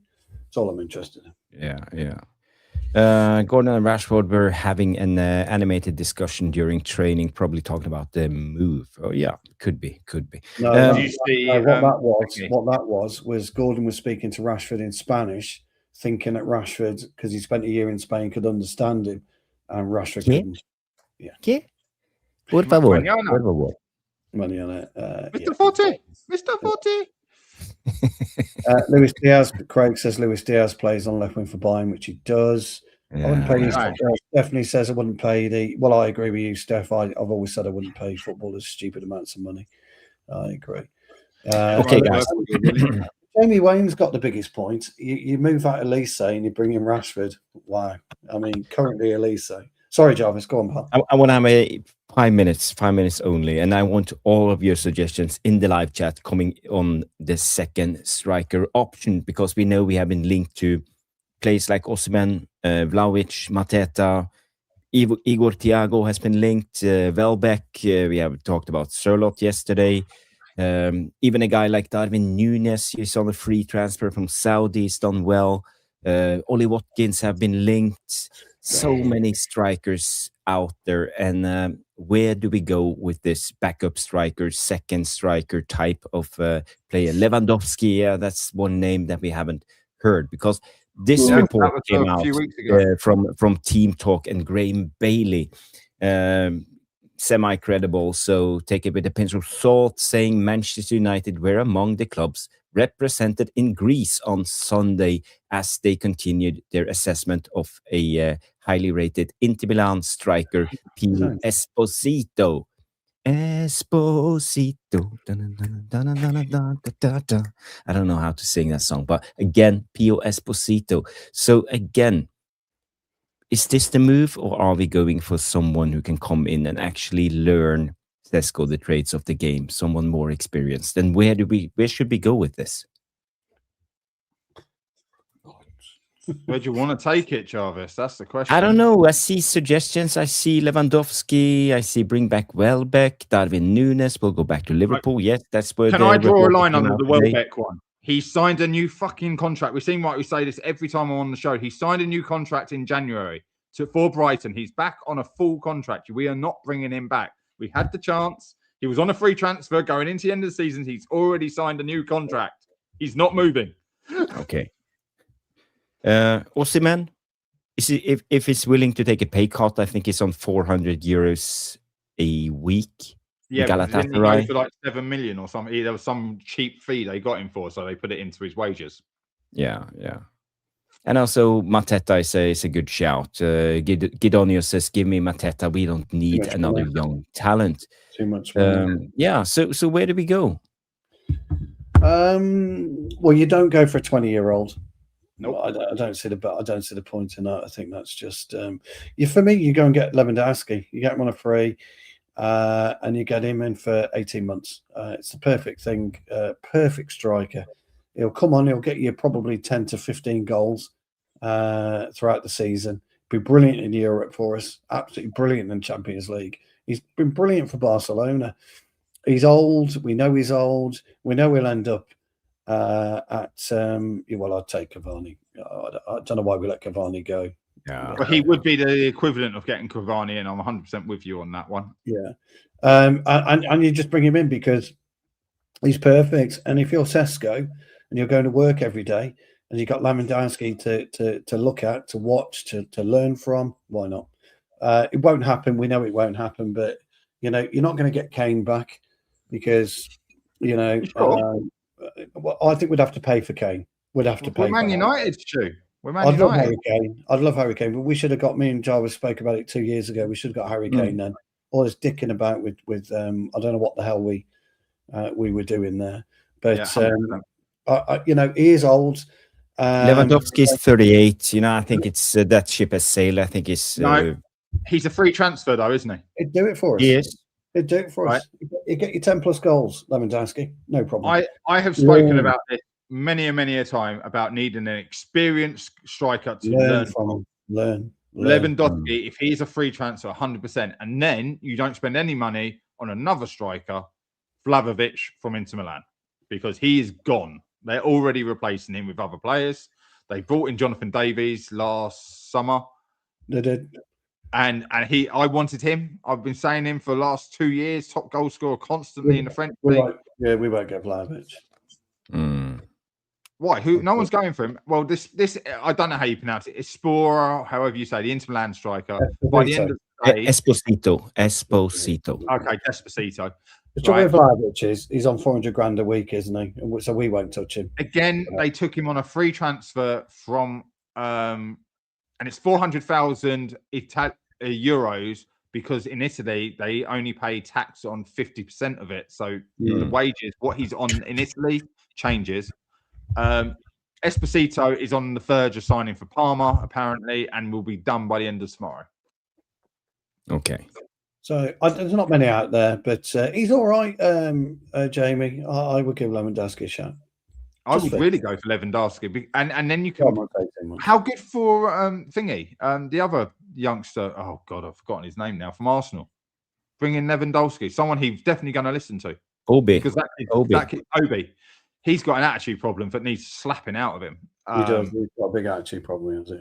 Okay. And like you bring in someone like that, that is a guy I sit back and listen to. When we linked with Thiago yesterday, Brentford aren't going to let him go for less than 70. But you take him, right? Sure, you're on my way. Yeah, anyone to take him, but you'd have to play him though. If you're going to pay 70 million for Lewandowski, you won't have to pay him. You just have to pay him a decent salary. That's all you need to do. So you bring Lewandowski in on a free. You've got Sesko already, and you pay for thingy. And I'm sorry, if you can score 21, 22 goals for Brentford. He got 21. Lewandowski got 26, didn't he, for Barcelona last year? Well, that's like 8 in the Premier League. But if you can score that many in a Brentford team, how many can you score with Bruno Fernandes constantly setting you up? Well, this is it. That's my question. But we can't afford Thiago. I was thinking about this when it comes to Thiago. He's on the relatively low wages. Not that is what they will sell him for. They were selling not Capology, but according to other sources, you have this what's the name? Valuable saying something between 40 to 60k a week. So again, the total cost of a deal, if we could get, let's say we pay 50 for Thiago and he comes in on a low wage. We won't get him for 50. Something could happen. So again, Brentford, well, he's finished second high score in the Premier League, didn't he? Yeah. We won't get him. We're talking about midfielders going for 80 to 100 million. Yeah, we won't get him. And also we have Giancarlo Ramos, the PSG striker. He's all right. He's all right. No, thank you. He couldn't hit the barn door. We can't. He's all right. I'd rather get Barry in from Everton because he's a workhorse. You're on with Barry all the time. Yeah. He's a workhorse, mate. Brilliant workhorse. Vlahovic is going on 400k to 70k wages, no chance. Yeah, that's the thing. He will never go take a wage cut that deep. Okay, he won't take a wage cut. He hasn't got a club. He's a free transfer. He'll end up in Saudi. There you go. Yeah. Just remember that, guys. When someone's a free transfer, they don't really get a say. If no one comes in for you, don't have a club. You take. What about another Brentford, Ivan Toney? Well, that's my man. That's my man. I said bring him back. But has he done 2 years? Yeah, he's done 2 years. To do 2 years to get your tax free. Yeah, he's done 2 years. Yeah. So now any player can do that. And I got to be honest, I know it's dodgy and we talk about the Glazers and stuff. The Saudi move for 2 years, the money you make for 2 years football out there and you can come back to the Premier League, it's not the worst business, lifestyle business decision to make. £500 a week, didn't they? So wouldn't you do it? 2 years, go somewhere you don't really want to be there, but you're now set for life, and then you can come back. I don't know his levels. I don't know his levels. That's the thing that worries me. When you go down and play in the Saudi, it's something else. It's can you come back to the Premier League level? We could even see it on Sesko. A man in his prime. To say it like that, and it took him a lot of time to get used to the tempo of the Premier League. I know that Tony has played in the Premier League, but again, 2 years in the Saudi League, you come back. Is he up for it? We'll see. I think so. Well, we'll find out with England. We'll find out with England. I think he's not going to start, but ultimately. Yeah, but even national teams, it's not the same. Premier League is so much higher. With players of a level, so you've got to be moving around at their speed, and you might have to come back up, right? I just seen that Endrick one by Tyrone. Endrick will be substitute constantly coming on foot in the Liga next season. He's going back to Real Madrid. He is. 100%. Mourinho will love him.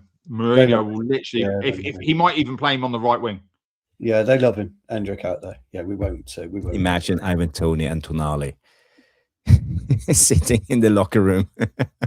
Well, making the bets. Well, yeah. I covered this on my show. People saying this, and it grates on me. How many footballers do you reckon bet? Oh, all of them. Yeah.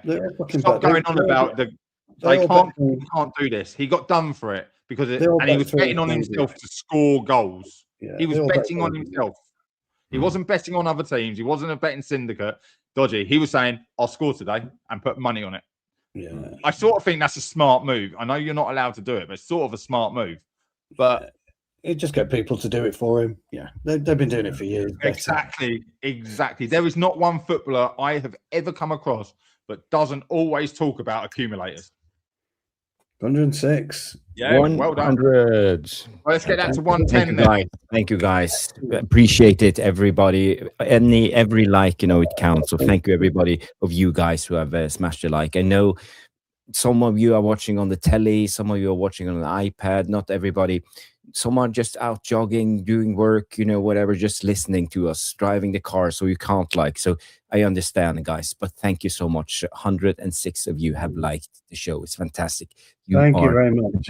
You are the best. Last topic before we go to the Q&A is Manchester United have joined Manchester City in the race to sign Marc Cucurella, with Chelsea valuing the defender at 40 to 50 million. He's keen to leave the club and Chelsea are open to a sale. It's from Mundo Deportivo, the Spanish outlet. So again, I would rather go for Cucurella than Lewis Hall, because the valuation of Lewis Hall was apparently on the yesterday's show record breaking. So 60, 70, 75 million pounds. So again, Newcastle are not selling. I think. How many red cards did Cucurella get last year? Well, I'd have him all day long. The only problem was Shu loves a player. If you don't get booked as a defender, Shu don't want you. Yeah, waste of time. It'd be brilliant for his Cucurella, but he was due to go to City, wasn't he, before he ended up at Chelsea? Can I just say, there's no. Well, if he's going to City, can we have O'Reilly, who's currently playing left back? No, he won't get in at City. He won't get in at City. That's my point. I see 50% of this story could be correct. I'm not sure about them. He won't get in at City. Big up, Stephanie. Big up. I would take him. Yeah. Stu, you cover a lot of like Spanish outlets and the way they speak, don't you? Like, there's something that I just want to throw in the mix here from. I've said many a time, I grew up, spent half my life in Spain, and the way they talk. I think this is someone edging their bets, because Manchester United and Manchester City, they're not spoken about that. It's just referred to as Manchester. Yeah. Okay? They refer to both teams as Manchester. They do. So someone's edging their bets here and put City and United, because I don't believe with what Man City have got, you would even look at Cucurella now. Well, it was due to go there before Chelsea. I don't know what happened. Yeah, but what they have now, Stu, what they have now, I think he's not going to replace Nico O'Reilly. No, but he might go in as a second option. Yeah, which is potentially right. But I think what someone heard is someone said Manchester and they put out in a tweet, but it could be City or United, because that's how the Spanish write. They write Manchester. They don't write anything else. Yeah, and you've seen that many a time, I'm sure. So just as a sort of like keep one eye on it. Would I take him? If we can't get Lewis Hall, I actually would take him as well. So we're all in agreement, I think, here, because he gives something that we don't get. He gets up and down the pitch. He's got bite and he's got experience. And he's £100 million player, apparently, going for 40 to 50 million euros. What's that? 35, 38 million pounds? An easy deal to do as well, that would. But he does get injured a lot more recently in the last 2 seasons. He picked up suspensions and injuries. I always have bad feelings when signing players from Chelsea. After they sold us Mason Mount, it's no. We haven't got a good record of taking players out of London. Just in Cucurella a different animal, though, isn't he? He is an animal. I think that's a good way to describe it. He's an animal, so it'd be ideal. So you would go for Cucurella? Oh, any day, all day. Wouldn't even If there was hesitate. some truth in that price, I think you're stupid not Wouldn't to try hesitate. it. Wouldn't hesitate. Yeah. Straight in. Thank you very He's much. been linked heavily to Atletico Madrid, as far as I know. Probably where he'll end also up. the He's Manchester definitely a City link, Simeone but- kind of player. 100% Yeah. a Simeone kind of player. It's probably where he'll end up. He'll end up home. Yeah. Guys, I think that was the last topic. So we have time now for a Q&A. So let's just play the jingle. If you have any questions, get them in now. Start with the letter Q as always. And let's say 15 minutes to do a couple of questions. So yeah, that would be nice. Of questions. Like an hour. Yes. We've got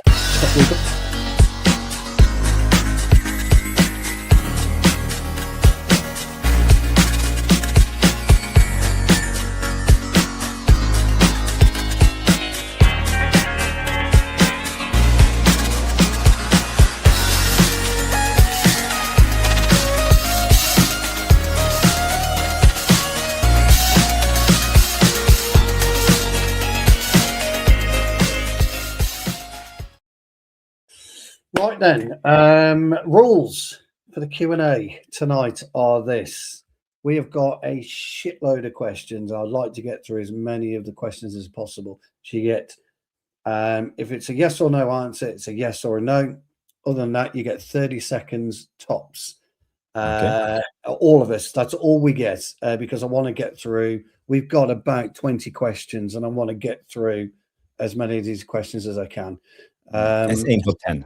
Let's aim for 10. Let's aim for 10. So, right, we've done that one. Right, first of all, question for Mark. And it's from Bilal. And he says, if you were DB Cooper, what's the first thing you do after landing? And why is it something stupid like, why is it something stupid like going for dinner? Oh, there you go. Well, I'm not as stupid as DB Cooper. The first thing I'll do is land and then get straight back on a different bloody plane and go somewhere else. Yes. But yeah, DB Cooper is definitely a funny story. If you know, you know. It's worth looking into. Hijacked a plane. Was it ransom money, everything like that, and refueled and took off somewhere else. Seattle, was it Seattle, and then down to Mexico? Something. He ended up in Mexico, didn't he? I think. Yeah. Is that not the Leonardo DiCaprio film? Was based on? Yeah, I think there's a loose reference to it, isn't it? One of them. Yeah. Yeah. Yeah. So there you go. It's as simple as that. I'd get straight back on the plane. I'm not stupid, and I'd eat my dinner on the plane. Yeah, absolutely. Bilal, that answers your question. Good answer, that, Mark. Actually, Jarvis, one for you. We have spoken about this, but I think it's worth just re-going over. Well, we just covered it. So I said my price. I think it's worth at the max. Basically it's a 45 plus 5 million player, but I believe we can stretch it to 60 plus 5, somewhere in between that bracket, because of the things we talked about. He's on a 15% sell-on clause on the profit. They paid 38.5 million for him. He has have had a good season, and West Ham needs money, and more clubs are after him. So again, yeah, if we want the deal to happen quickly, we could go up to, let's say, 60 plus 5, or we could just wait them out and see what happens. Yeah, but I'm in agreement with you on that one, pal. No, I'm in agreement. Hammond, sir, I hope that answers your question. Stu, we have about 10 more questions coming in. So I know, that's what I mean. So I want to get through them.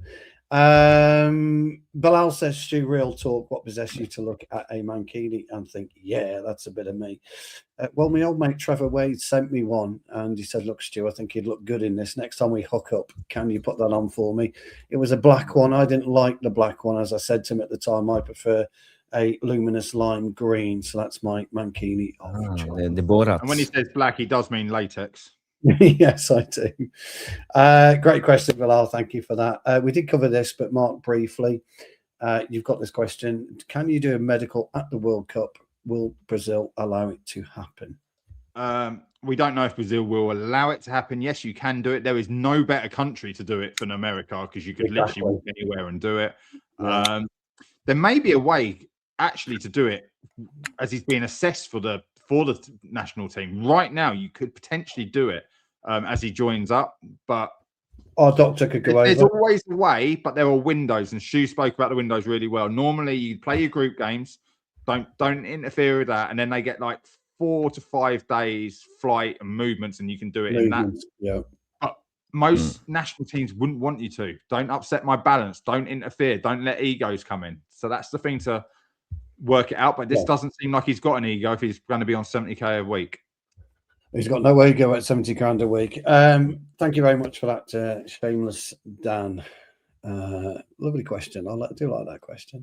Bilal's in with another one. I love this one. Very quickly between us. Question for all of you. When you say you had a good game, do you mean on the pitch or in your imagination? Jarvis. I love that question. I just say it to cheer on people. I know as a player myself, you are entirely aware of your performance right away if you had a bad game or a good game. So I think someone just needs to cheer up. So again, I always say good game. I do the same. I always say if somebody's had an absolute shitter, and to believe me, that happens a lot. I always say, no, you played really well. Don't beat yourself up on it. Anyone could have not controlled the ball on that bobble, that type of thing. So I always give it. It's an encouragement thing for me. If I think I've had a good game, Bilal, it's definitely my imagination. Definitely. Yes. Mark? I don't think I need to answer this. I was so self-critical of myself. I don't think I've ever had a good game because I find everything that's wrong. But I am just like Stu to my opponents, the goalkeeper or something. Mate, I've scored a hat-trick, but you had a good game. Yeah, you do. It's just what you say, isn't it? So it's a general. You say it, but it's how you say it. Stu might say it more like, you had a good game, mate. Don't worry about it. And I'll be like, yeah, mate, you had a good game, didn't you? What I tend to say is I patronise them, then I tap them on the head. Nothing. Oh, Stu, that starts a fight. Good game. No. Great question, Bilal, as always. Let's move on to It's Just Me 43. Very quickly, question: how does the panel feel their countries will get on in the World Cup? I'm not hopeful. We'll go to the last 16 following their last 4 performances. Could you let us know which country you are, please? It's just me. But Mark, England, very quickly.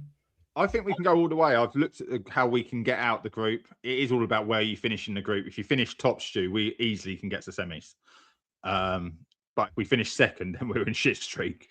Yes. So it's as simple as that. But I'm thoroughly into the World Cup, you know that, with my channel and everything. Yeah. So I don't think we can go any further than the quarters, personally. That's just me. Jarvis? Yeah, I'm so insecure when it comes to Norway because of the group of death, as we call it, France, Senegal, and Iraq. Even Iraq isn't a walkover. I think they drew last of the 9 games, so they are a hard team to beat. France, and they are used to the heat, the Iraqi desert and all of this. So again, anything can happen in the World Cup. But if Norway goes through, I think we have the quality needed, and we can go far. We can go to the quarterfinals, even the semi-finals, if all the stars align and anything goes our way. So again, I'm indecisive. I'm on the fence on this, but okay. Quarterfinals. Yeah. Nice one. Thanks for that. It's just me. Trev, coming with a question. How close will Carrick take us to winning the Premier League next season? We were 14 points behind, so how much of the gap can be bridged? So what I need from you guys is which position will we finish next season? We'll do it. This is just us currently thinking about it now. Mark, position. There or thereabouts where we are now. I think we're capable of doing it. 14 points, you knock 12 points of that, beat Arsenal twice, beat Man City twice, then that 14 points is a hell of a lot smaller because they don't get away from us. It's that simple. But I say third, Champions League. Champions League's a title contender. I think you're the same, aren't you, Stu? You said second. I'm second. Yeah. Jarvis?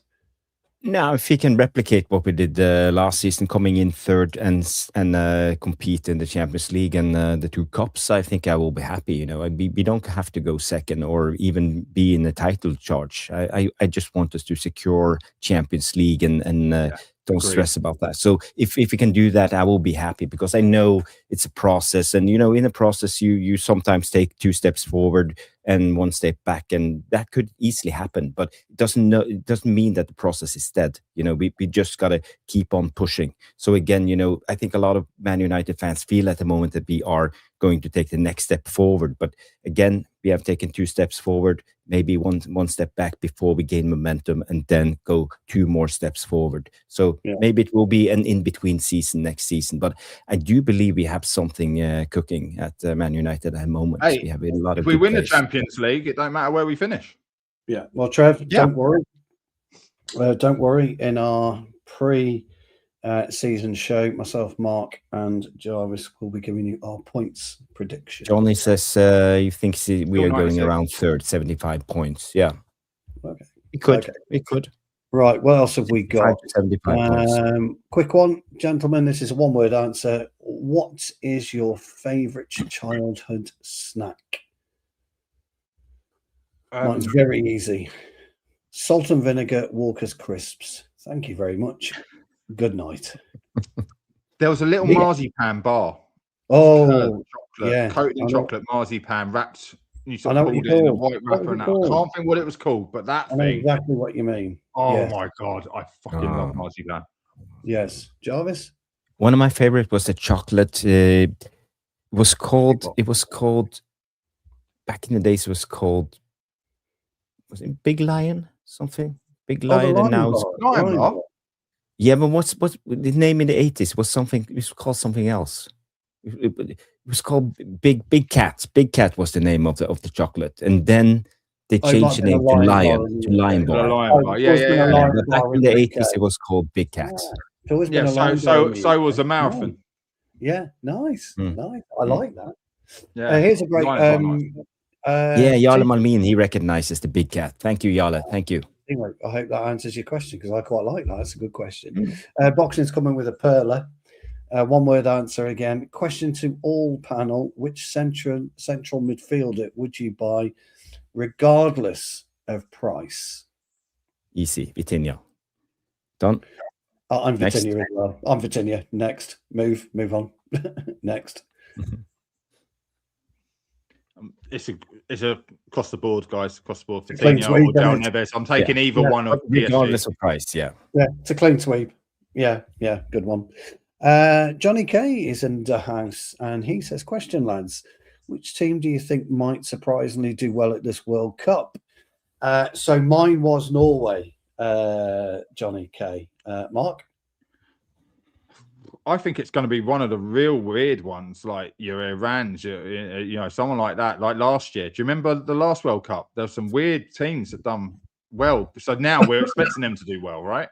Yeah. So there were some underdogs. There's some groups which some of those underdogs could get out of.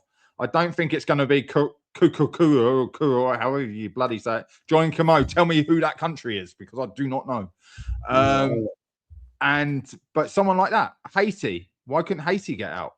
Those kind of, because of that temperature. Like you said, they can run. If they can run all day in that temperature, you've got some weird and wonderful teams. Yeah. Japan, have some suggestions. Says Senegal, Japan. I think if I can be honest, I think the favorite might be Portugal. No, the big surprise might be Portugal winning the lot. Mainly because I think Bruno is on a mission. He's on a mad one. Bruno can actually go on. Portugal are one of the favorites. That is not. They are not one of the favorites. The favorites are Spain, Brazil, and France. I would say those are the big names always when it comes to the World Cup. Talking about that, Trev's come in with a question, and he's talking about, so it kind of fits in nicely. If one of the debutant countries like Curacao, isn't it? Curacao, Cape Verde, Jordan, or Uzbekistan get a win at the World Cup, does it validate the tournament? Keep an eye on Uzbekistan. Uzbekistan aren't as bad as people think they are. They're actually very physical, very good athletes. Probably need a drugs test, but there's a World Cup. It's called the World Cup for a reason, and I don't actually mind countries getting a chance to play in the World Cup. So I'm quite happy with all of these. Agreed. Well, it's a nice question, that Trev. Tyrone's come up with a perler, gentlemen. Big up, Tyrone. And he always does. Question, guys. Why aren't we seeing the same quality of strikers which we saw in the 90s and early to mid 2000s? So that's easy. That's easy. I'll go last. I'll go last because I think this is the easiest answer, but I would expect you two to answer this. Jarvis? No, Mark can have this. You have the answer. Yeah, let Mark explain it. Yeah. He's the ex-striker. I think this is Mark's domain. You cannot confer. No. You cannot look at 90s, 2000 football like you look at the football you're watching day in, day out now. It's a different game. Physicality, speed, everything. Mbappe is not an Alan Shearer, is he? No. Anyone would have paid anything to have Alan Shearer back in those days. People now literally have paid everything to have Mbappe or Haaland. Haaland is the exception to the rule, I will say. But basically, the football changed. Pep destroyed football. Keep the ball, keep passing, rather than shooting, pass it into the net. It looks good on the eye when it works, and you look like a fucking idiot when it don't. So that's destroyed the number 9s. Everyone wants to be a number 10 now, or they want to be a Messi or this. They want to be on the ball, being skillful. They don't want to be a Mark Hughes. They don't want to be an Eric Cantona or Alan Shearer. So it's destroyed. It's coming back. I feel it's coming back. I feel it in my bones. I think you'll see at least 6 teams in the Premier League playing 2 up top next year. That's a prediction ready for the start of the season. I think you'll see teams playing 2 up top. Okay, gents, we've got still quite a few questions to go. So we'll do about another 5 questions and then we'll wrap it up, Jarvis. How's that? No, that's okay. But we don't all have to. Let's go through as many questions as possible. But we don't all have to answer the questions. Let's just do one. Because there's so many good questions. Story. We've already spoken about this. Jarvis thinks they could go to the quarterfinal or further. Jarvis, where do you think Scotland will? Oh, my dark horse. Who's your dark horse? Well, the dark horse, that's not Portugal. I believe Senegal has a great team this season, and even Morocco. So both of them are kind of, and I kind of hope that we will get an African team going far and deep into the tournament, even as far as the final, and maybe potentially even winning it. So, yeah. I love the World Cup in Italy in 1990 when Cameroon went to the quarterfinal and played against England. That was Roger Milla and all of those players. That was fantastic. So I want to enjoy something like that again. Yeah. Roger Milla. Roger. I'll take this one quickly from Simon. Simon says, how far do you think Scotland will get in the World Cup? Actually, to be fair, and I mean this with the greatest respect, just getting to the World Cup is a massive thing for Scotland. I don't think they'll get out the group, but I'm delighted for them. I'd love to. Do they get a win, Stu? I'll give you the question. I think they'll get a win. Do Scotland win a game? Yeah, they'll get a win. That will be their first win in, God knows, 30 years? Yeah, they'll get a win. I was hoping, to be honest, that all 4 home nations would have made it this year. So it's the closest. Scotland have never won a group game, have they? No, in any competition? No. So it'll be good if they did. So that's where I'm going with that one. Who wants to get this one? This is from Yes, that Miguel 2865. He says, question: does anyone on the panel know Toure from Hoffenheim? If yes, would it be something United might want to sign? I've never come across him. I looked at him yesterday because Danny B mentioned him. I just looked at his stats, like 5 goals, 10 assists, something at Hoffenheim. That's like a mid-table team in the Bundesliga. I never seen him play, so I just seen the stats, so I can't actually say anything. But if he's good, he's good. So I will give him another look. But I have to see him play. I have to see a compilation at least. Okay. I don't know about Toure, but Hoffenheim themselves, as Jarvis said, mid-table German side, that's not good enough for the Premier League, because those goals and assists could be against teams lower. Does that make sense? Yeah. Okay. What else have we got? Sanchit has come in and he said, "How important is a marquee signing for Manchester United, and can we do without one?" Sanchit, to me, I've never agreed with marquee signings anyway. A player's a player, and I don't think you should distinguish or differentiate between somebody who we consider to be a grade A player to a grade C player. I think if we get the right signing and we pick up a signing like Ederson for 38 million, 40 million euros, and he proves to be outstanding, you would consider him to be a marquee signing. You get a player that you would consider to be a marquee signing like Anderson, for example, he comes in and he flops. So I don't think you can distinguish. Yeah, exactly. I don't think you could distinguish between the two. But so I just think getting the right signings is important rather than a marquee. By the way, Johnny came in with an update on the Scotland. Yes. They have never got out of the group stage, Scotland, but they have won a group game, famously beating Holland 3-2 in the 1978 World Cup. Thank you, Johnny K. for. I knew it was something like that. I can remember if they never won a game or never got out. Legend. Trev's got a question. Yes, because we are rapidly run out of time here, gentlemen. Where do you see the channel in the next 5 years? For me, it will be to infinity and beyond. 5 years, that's a long time, Are we still alive in 5 years' time? We're two old men. So, okay, if you're happy, if you're healthy, if you're still going strong, let's say the channel still exists, I would hope we could be on, let's say, 10,000 subscribers, maybe more, and have as many as the regulars tuning in as now, 100 to 200 people live all the time. I would be super happy, that would be an achievement. I just want to create a great community for football. Yeah. There's a question for me from Trev, and Trev says, Stu, what are your views on the state of F1 these days? It's fucking awful, Trev. It's boring. It's terrible. The drivers can't drive the cars. They made a real hash. They need to completely rip up the book and start again. They can't do it.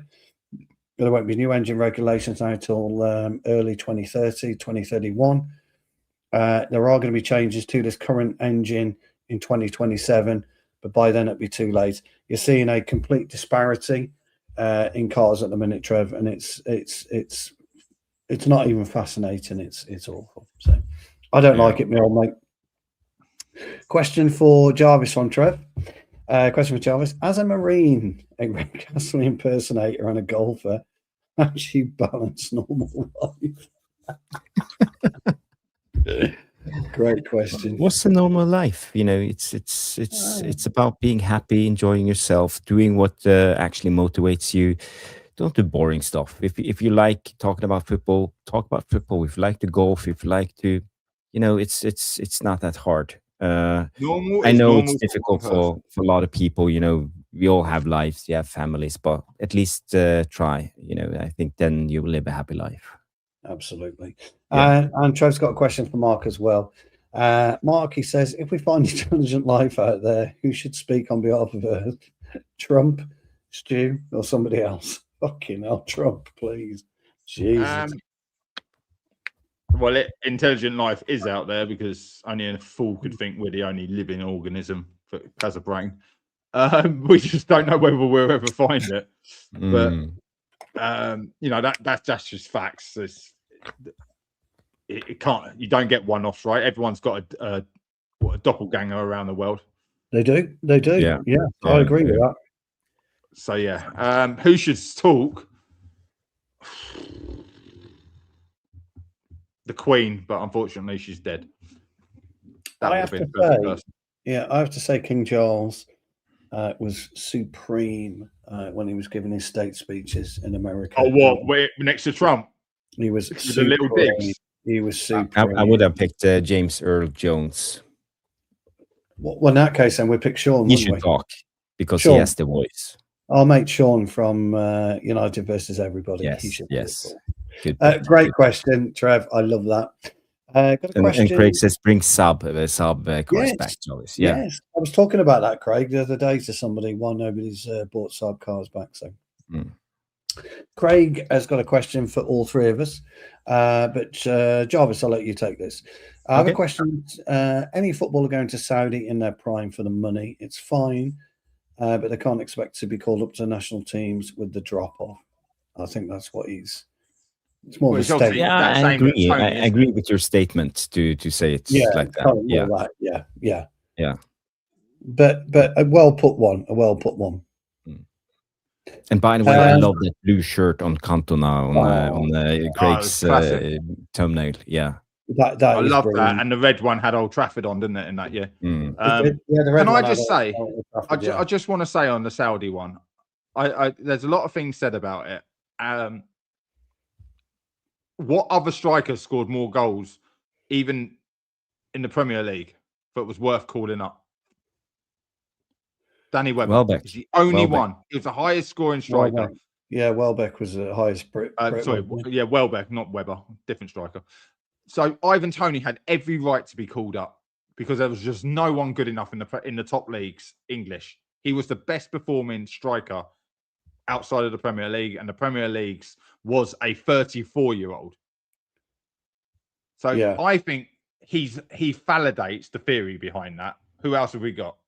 Everyone else is shit. Watkins, I don't trust. Good question, but I we'll see how Tony gets on. I think we're not going to know until we see how he gets on, and then I think we'll probably be better informed, Craig, after the ask that question again. Ask that question again. Yeah, ask that question again. In the my god, it's anyone going to comment on Kerwin and his Jean-Claude Van Damme thumbnail? It's Kerwin. Yeah, he's got a mullet.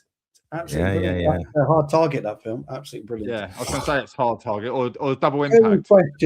Kerwin's question. I love two films. Let's say Kickboxer and Bloodsport from Jean-Claude Van Damme. They were 80 classics, fantastic movies. Anyway, Kerwin says, question, in 2015, which country started thanking people via text message when their donated blood was used? I'm not quite sure what we're referring to on that one.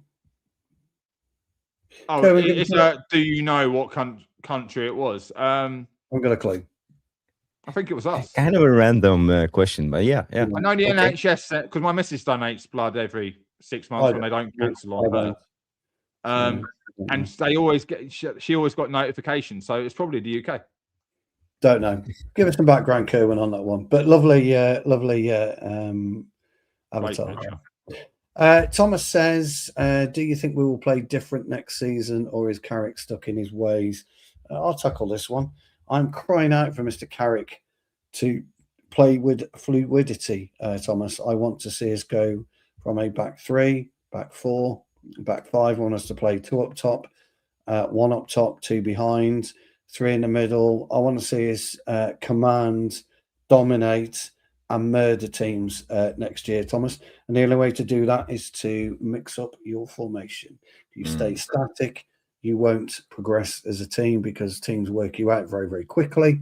So I think he has got to make us more flexible for me. So right. But are the players clever enough to do that? Because they can't even handle training under one formation. They're going to have to be. Oh, they've got to be. I mean, crikey. Dominic, is that name we recognise? Not, is it? Welcome, Dominic. I don't think there's a welcome. Big up, question to the panel: who is a better player, Matheus Fernandes or Elliot Anderson? Because I prefer Matheus Fernandes. English players tend to Interesting. Who would like to tackle that one? Who would like to tackle that one? I'll take it. Go on. I'll take it. So English players tend to flop. At Manchester United, Ryan Robson, Roy Keane, Elliot Anderson. That would be three midfielders taken from Nottingham Forest who go on to be the leaders of the club in a row. We didn't get Robbo from Forest, West Brom. Oh, of course, yeah, he came from West Brom. Anyway, I know what you mean. You know what I mean. But you're talking about Neil Webb. Neil Webb. Yeah, you knew what I meant. Yeah, I know you know. Fernandes for me, 21-year-old. Elliot Anderson, older. Why would Fernandes not be a flop? You know how I feel if you've watched enough. He's been relegated twice. He's still got a lot to prove. Elliot Anderson needs to take that step up or he doesn't go anywhere. But I think there are still safer bets. If you want to play it safe and guarantee someone who can do a job, but you might need to buy again, there's other players out there. You know, but we've spoken about, it feels like 500 different midfielders on this channel. There's definitely furthers. I don't think English players tend to flop. I think we have too high expectation of English players if you're an Englishman? Yeah. Good question. We have got probably one more question after this one, and that is: thought you have to wear a red United Mankini when we hit 1 million subs, Stu? Yeah, okay. If we hit 1 million subs, I'll easily wear a red United Mankini, no problem. Yeah, because the channel would have paid for it. Yes, well, it definitely would.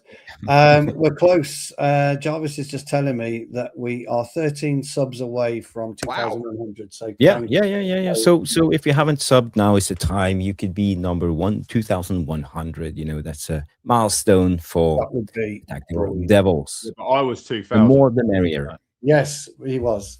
We've got one more question, and I'm going to go with this one from Trev because it's really, really good.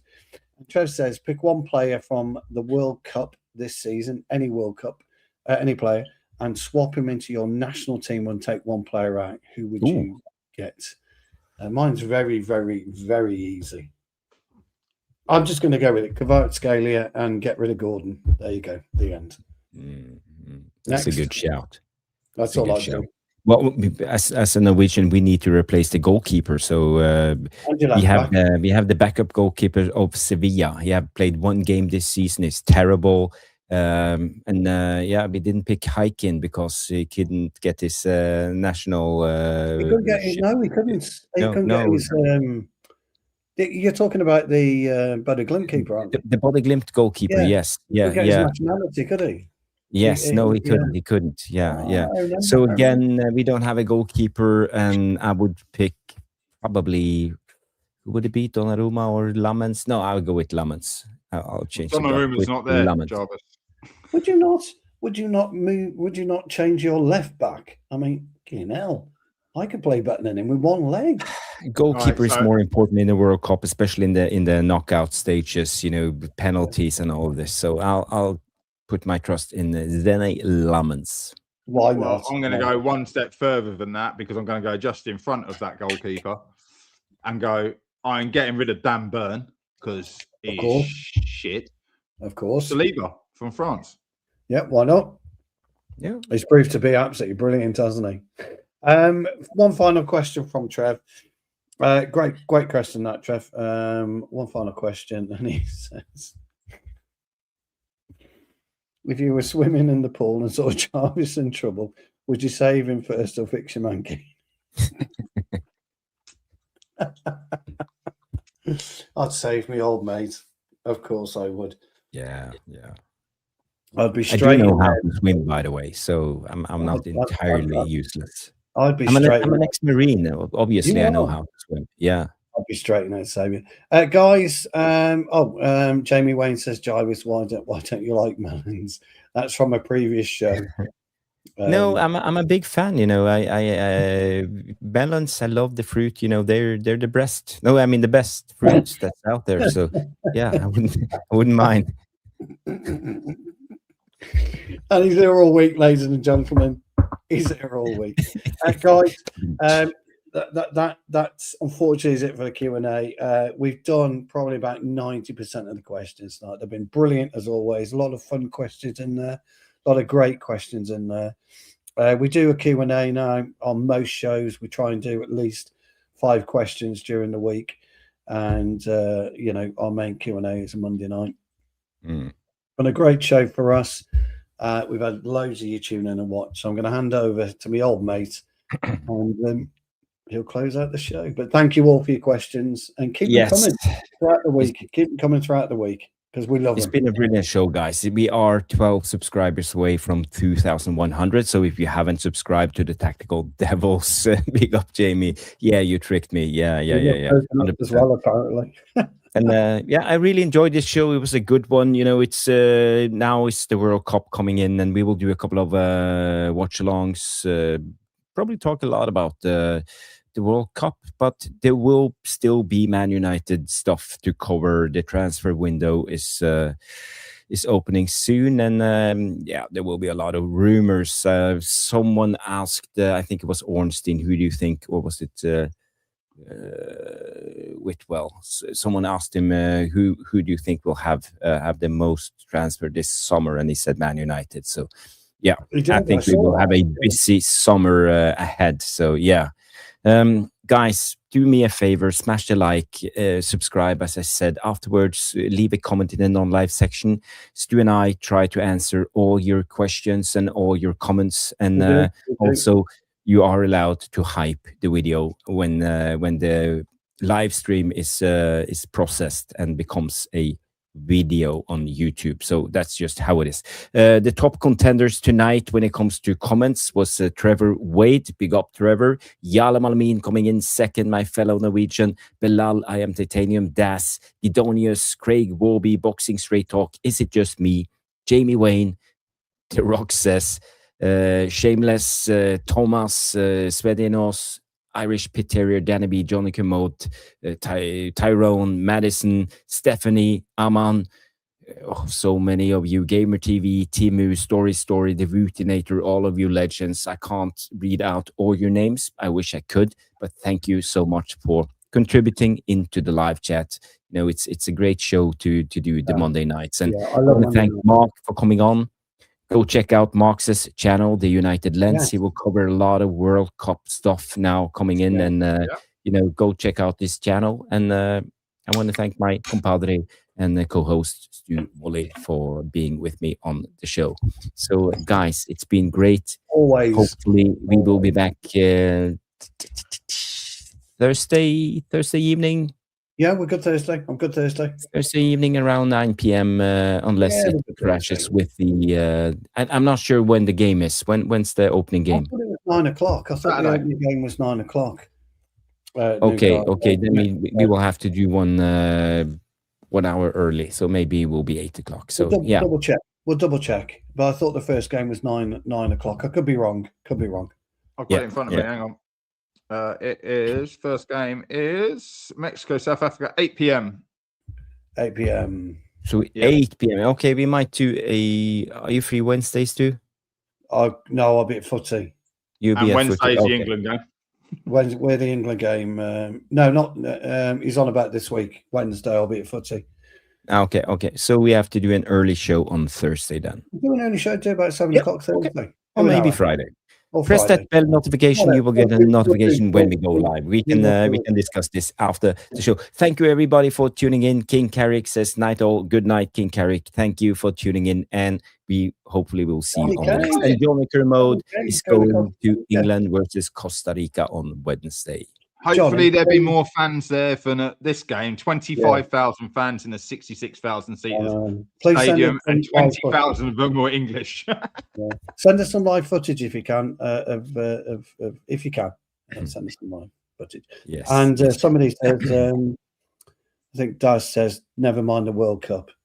It'd rather be listening to us. That's pretty cool. But guys, quick word from this guy. He wants to have 30 seconds before we wrap up the show. So, Mark, please end the show. Guys, I just wanted to say that United Lens will be doing a Fantasy Football World Cup league. So you need to get yourselves over, subscribe. And when you subscribe, you get the FIFA app. You download your fantasy football team. Stu, you know you love a fantasy football team. Yeah. And then in the video, which you will see as the welcoming video on the page, there'll be a code at the end of it. You can only find that code if you subscribe. So get yourself over there, get in there, and see if you've got the ball knowledge outside of the Premier League to compete with the likes of myself and plenty of others on the channel. But we only launched it last night. Some people are still putting their stuff together. You know how long it takes to pick a fantasy football team you're happy with. So get over there. On United Lens, you can go straight from here once Jarvis is done. Subscribe and then build your team and find the code. And basically check in if you want England content. It's there every weekend, 3 times a week. Excellent. Big up, Mark. Thank you for that update. And please go subscribe to Mark's channel. Yeah. It's been a great show, everybody. We will see you on the next one. Have a good night and bye.